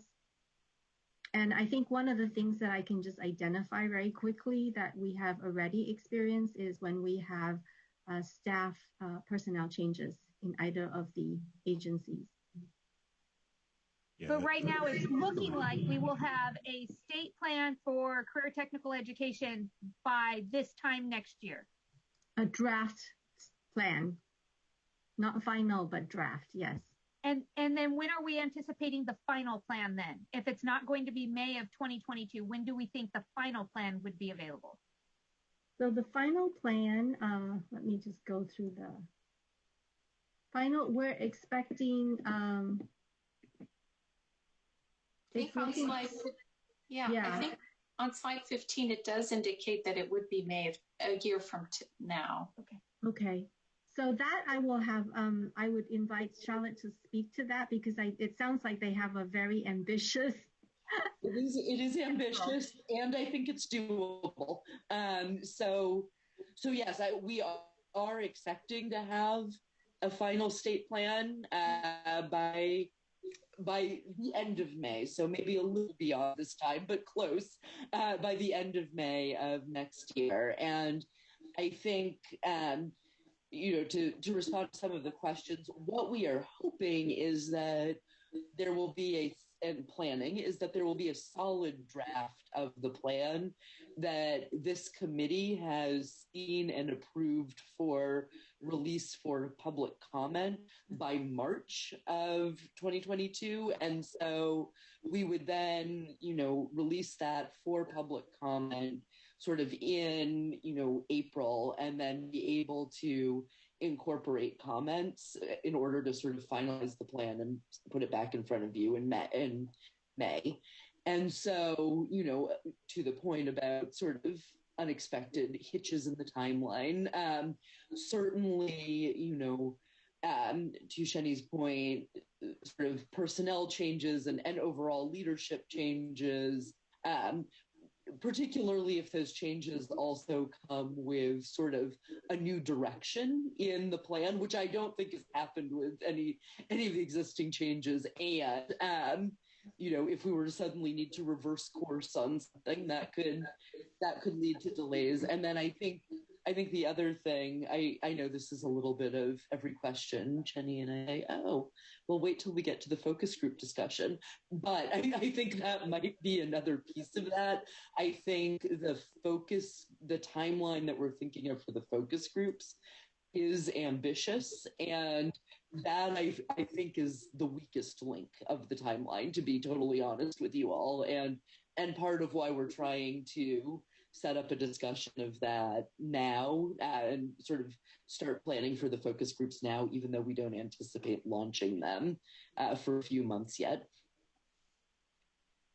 Thank you so much, Charlotte and Jenny. Very helpful as always. Ex officio member Rattray, always good to hear from you. Thank you. Yeah, I want to also thank Dr. Weber for this. And I guess I would just want to, though, endorse Member Sun's point. I was one of the original members, and this was the original charge that Mike Kirst gave me and us that started off, come up with a sort of uber cohesive career plan for the state and make more coherent all these investments, which at that time was having the Career Pathways Trust Fund, which now seems like distant past. So I guess I would just encourage us to think more in iterations. I think we're trying to get to the perfect and we're throwing out the good along the way. Our principles were really good, and that was a really important part of the work. And so I like everything, but I'm just worried that I'm going to be retired before this is going to be completed, and I can't help at that point. And I think that is a serious problem. If these things take too long, things like people changing, new initiatives by the governor, new things happening, they just keep happening so much that you never get to a finish line. So I think there is a reason to be iterative. And I would just encourage, Jenny, that a draft plan to us is really important, because at a point when you give us a draft plan, we already have something that helps us plan better, even before it's quote unquote final. I love that you brought JFF on, because I'm sure that having some capacity to do this and do the plan writing will really be helpful. And so I'm glad, and I hope you put them on a timeline that helps us move along. Thank you. Thank you, and I appreciate the support and the highlighting of being iterative, and so we hope to put together a draft plan in front of you, and then one of the things that it sounds like what we need to do during this process is consider what developing a ongoing process that would allow us to update the plan as things change in a way that makes it easy and not having to rewrite the whole plan all over again.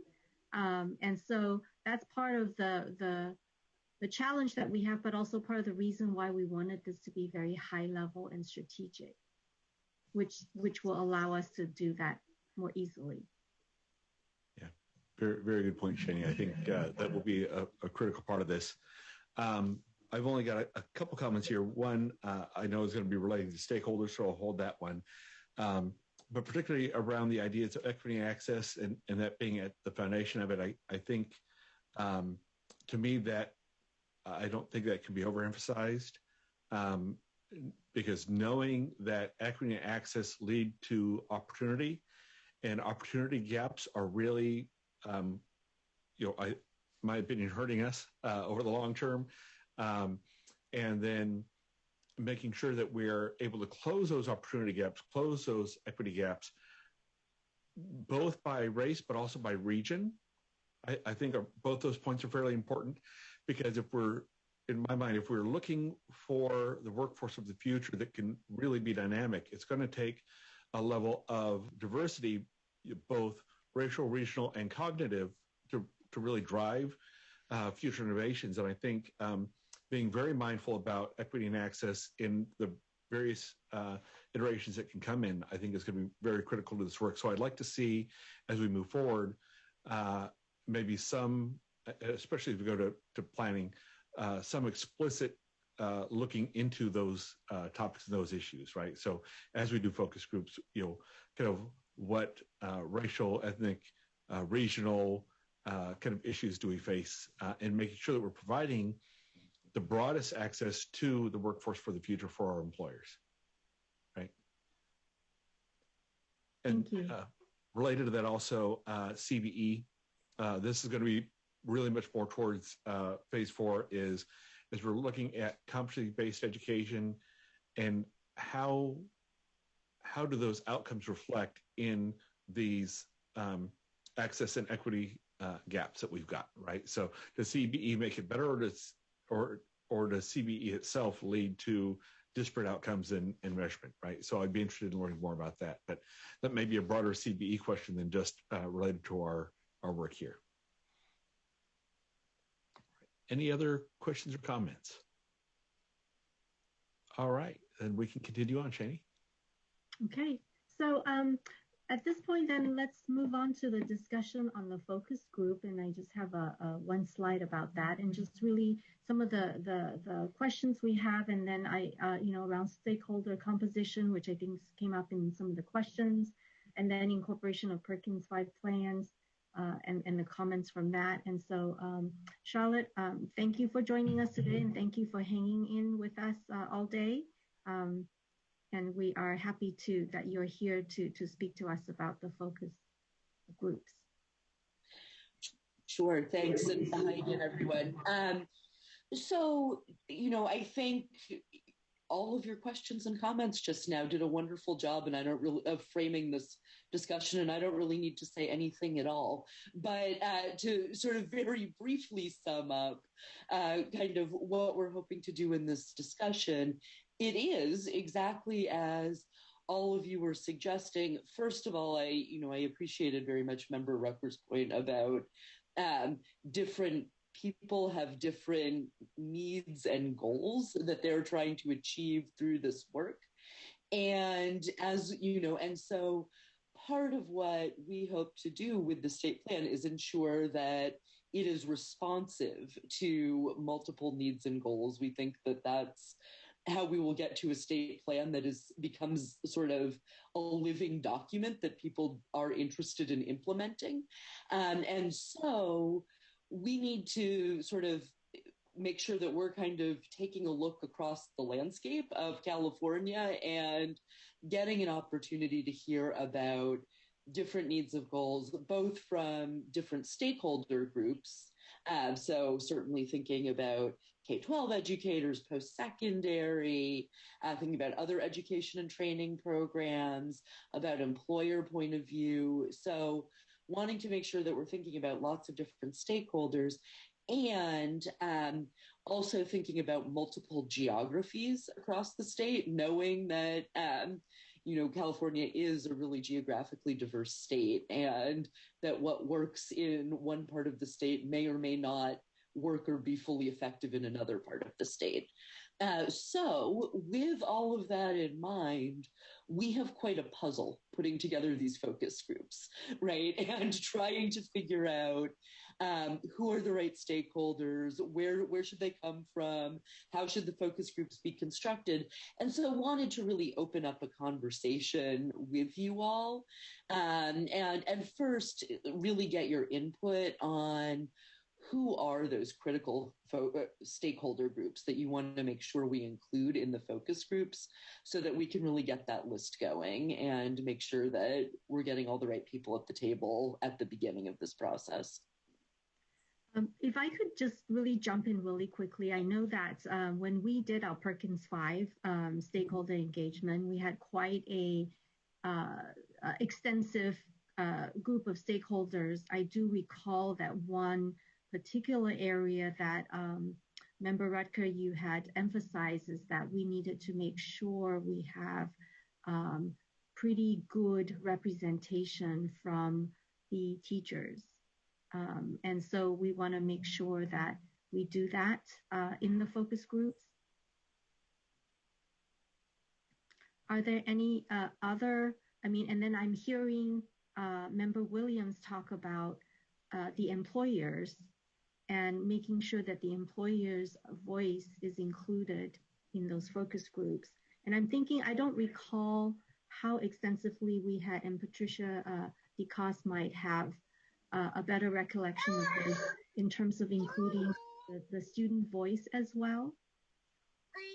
Yeah, I think it's important because if you look at the governors at the Future Work Commission, I think young worker is mentioned in the plan one time, and they don't mention someone has to become the voice for youth as it relates to workforce in the state, because it's not a part of the that big initiative, the report that was put out there. And I don't know if this commission or this committee that we're on plays a role in that, in starting to lift the voice of how young people play in the workforce. But without the employer piece, I think that there'll still continue to be this disconnect around what schools do for students and what employers say that they need.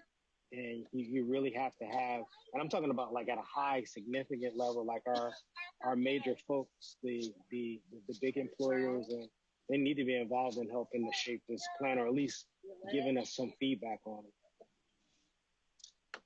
Good point. And I know we have. How do we use it to shape like reports that come out, like the Future Work Commission report? Like, how do we use this plan to impact what the State Workforce Board is doing with their state plan and as it relates to you?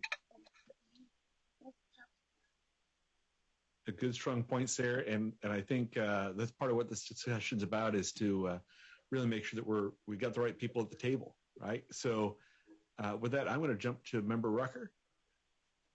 Okay, so first of all, I want to thank Dr. Weber for reading my mind and understanding the comment that I was going to make in creating the stakeholder group for the Perkins plan that was drafted.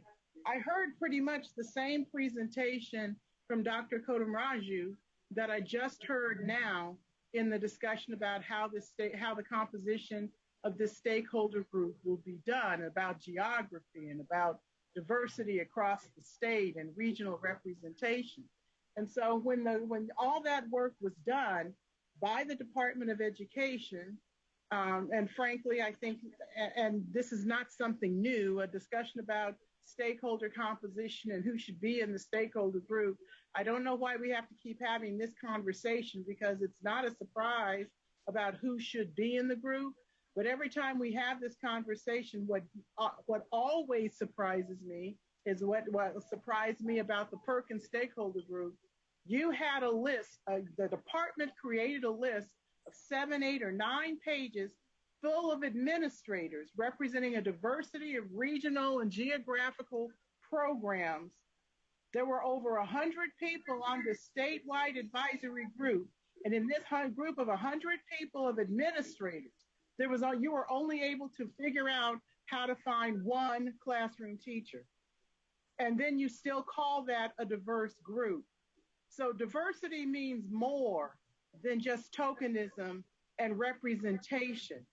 Stakeholder and composition are very particular and explicit terms of art. And let me start with composition first. Composition means you are looking for a balance as well as a divergence and diversity of people to come together who have varying points of view, but also a difference in picture and perspective. But stakeholder is different. Stakeholders are people who have a stake, not only in what the program is going to look like, but what the program is going to do. And so I think that Board Member Williams's point about young people and those entering the workforce becomes important. And so let me just be clear. This is for all the good work that this organization, that the Department of Ed and the Community College Chancellor's Office is good at, you are not good at putting together stakeholders and putting together a planning group that covers both diversity and really understands what it is you are seeking from the people who are going to be engaged in this process. So I think so that you don't have another epic fail like you did with the Perkins Stakeholder Advisory Committee, I recommend you go back and think about what it means to do this geographic search, what it means to create diversity, but more importantly, what it means to have balance. Because the Perkins group failed because the only people you heard from were administrators rather than practitioners and students who were and participants in the program. We got a good plan, but it wasn't because you have a good advisory group. So I think you need to relook at your practices for not only for how you recruit and how you identify, but you also need to go back and look at the LEAs that you would be recruiting teachers from and make it clear to them that there's an expectation if a teacher is selected who is an employee in their from their community, that they need to figure out how to use those professional development funds that are earmarked for CTE to make sure that this teacher leader can be released and supported by her district or his district to participate in these things. So it's not just a matter of recruiting stakeholders, it's also giving an understanding to all of these organizations about the expectation that would be had to provide support to them. I'm done.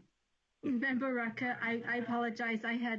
I was talking to myself because I forgot to go off mute, and I was saying that we do recall that we had lessons learned from the Perkins 5 stakeholder engagement process, and one of that was your request to include more teachers in that process, and so that's one lessons learned that we have captured. I also don't quite recall, and I was asking Patricia DeCoste if she might recall whether we included student voice in the Perkins stakeholder engagement conversations. And I think that this is something that we would want to make sure that we do in this process. Yeah, thank you, Shani.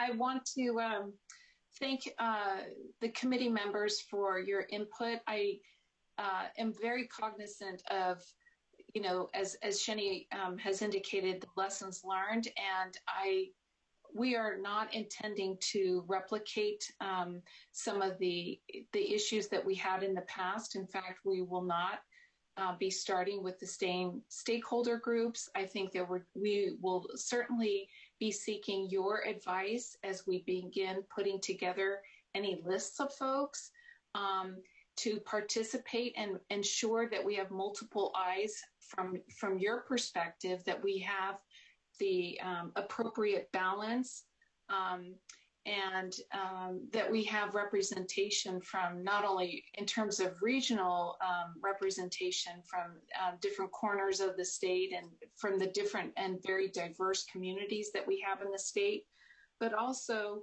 with respect to, diversity of perspectives. And I think that it will make our process stronger, and we will, so I'm very committed to that. You have my commitment, Member Rucker and Chair Rawlings, for those particular points. I know that we are very committed to, and I know that this partnership with JFF will allow us to do that in a way,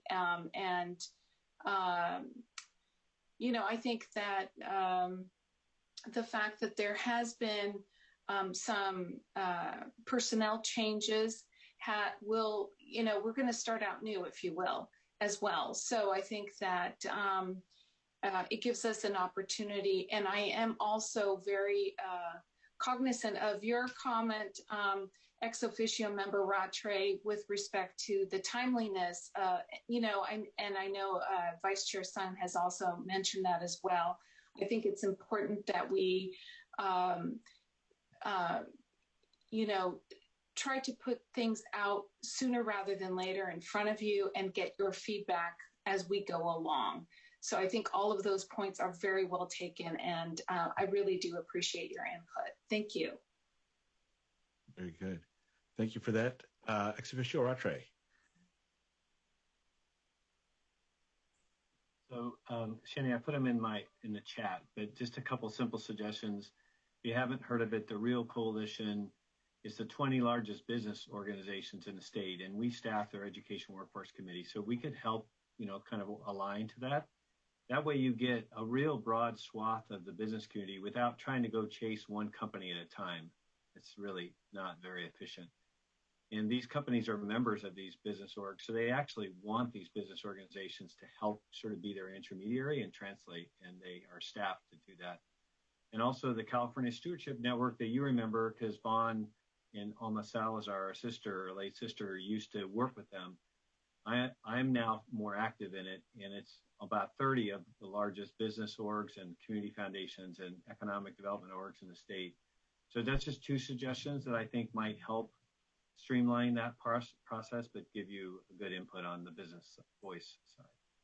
And then I just threw in the notes, I mean, obviously community-based organizations that are really diverse in some of our highest need areas that serve, Latinx and African-American students in many communities could be a good voice. They're kind of a proxy for parents and students. It's nothing like having students themselves, which is the hardest but most important. So I hope we figure out a way to get students at the table, especially students of color. Yes. And I'd like to also follow up on that particular point, because that is actually something that Chenny prompted me to speak to. We did have students involved in our process, but certainly I think we can make a stronger effort to do that. And I think that some of the student organizations, both at the K-12 level as well as the community college level, can be sought out, and I think that as you as committee members, each one of you has a wealth of networks and thoughts about these things. So I encourage all of you to, if you can't think of it now, but, as ex officio member Rattray is doing in our chat, but, follow up in an email to any one of us. I think that we would be very receptive to any and all of your suggestions to sort of from the get-go make this a stronger process, and so that we don't leave certain voices out. And we come to this work also with a wealth of background and different experiences, so we will also be looking at that as well.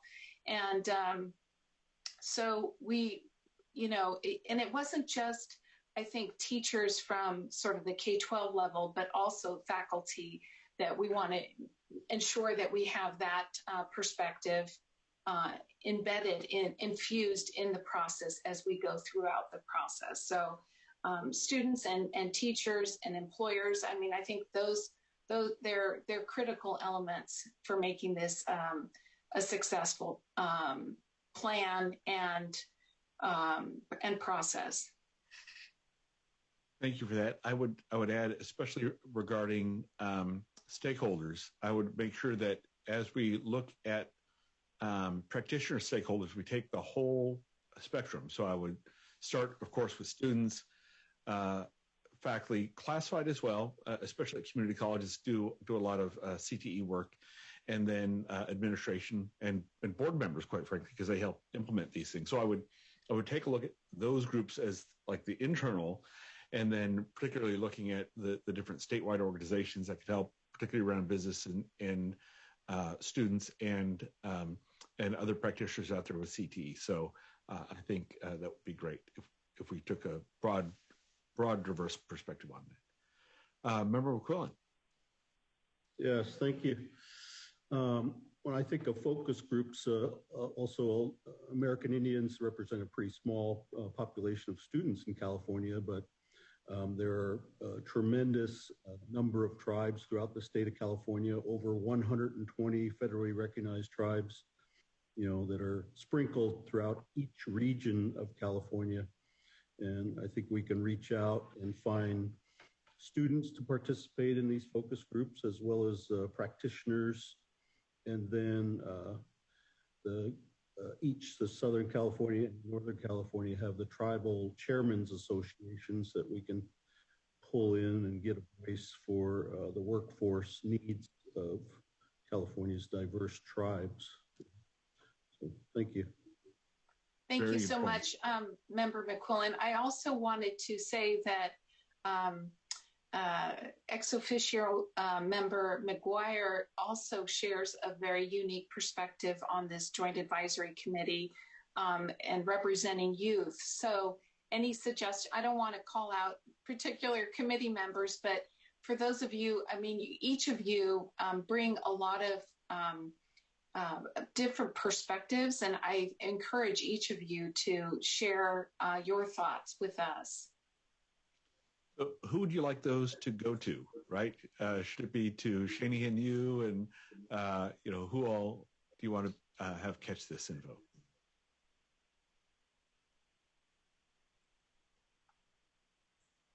I think any one of us. Yeah, sorry, I had to find my mute button. Okay. Looking for it, but yeah, you're welcome to send it to me, and we'll pass it along. Me or Patricia, we're both on the state team, and we can incorporate all of that input. All right, very good, because I don't want it to go all over the place and get missed. So if we get it to the two of you, that will be handy for us. All right. Are there other member comments?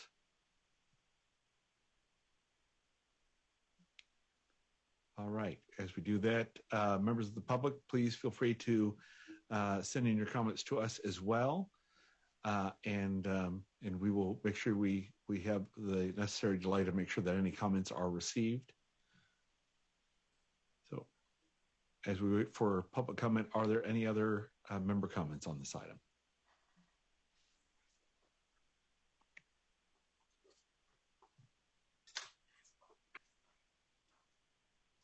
I just wanted to very quickly thank you, Charlotte, for joining us today. She's on the East Coast. Thank you for inviting me. Thank you, Charlotte. Your information and insights always been very enlightening, very helpful for us. Thank you all. All right. Are there any public comments yet? No, there are not. Okay, we'll give it another moment here.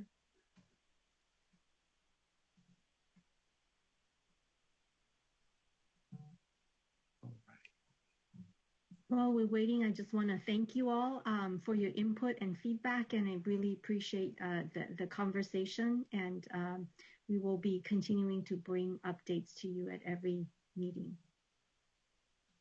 Much appreciated. Right. Are there still no public comments? No public comments. All right, then this will conclude the public comment period for agenda item number 4. That will bring us to agenda item number 5, general public comment. So thank you, everyone out in the public that has joined us today for this long, informative meeting. If there are any public comments on items that were not on this agenda, you are welcome to make those comments now, and we have the information here on the screen. So we will give that a moment and see, and following that, we'll have any closing comments from members and maybe a few parting words from Michelle.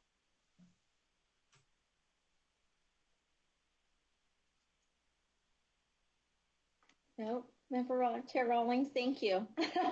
All right, for sure. I just wanted to say, no, it's been a pleasure to serve CDE in this committee, and just thank you all. And I look forward to seeing all of you again, just in a different capacity. That's all. So that's right. You'll be coming to our meetings. Yes. That would be great. Okay. Are there any public comments? No public comments. All right. Then are there any other thoughts or comments from members? Member Grande. Thank you very much. I want to just extend another happy birthday to Patricia DeCoste, and immense thank you to Michelle for all of the work that she has done. We will miss you, as we miss Lisa too. And also one more shout out to welcome Joseph Williams to our crew. It is amazing to have 3 representatives of the Board of Governors all present and accounted for at our California Workforce Pathways Joint Advisory Committee meeting today. So thank you all. I feel like we've missed each other. It's been a while.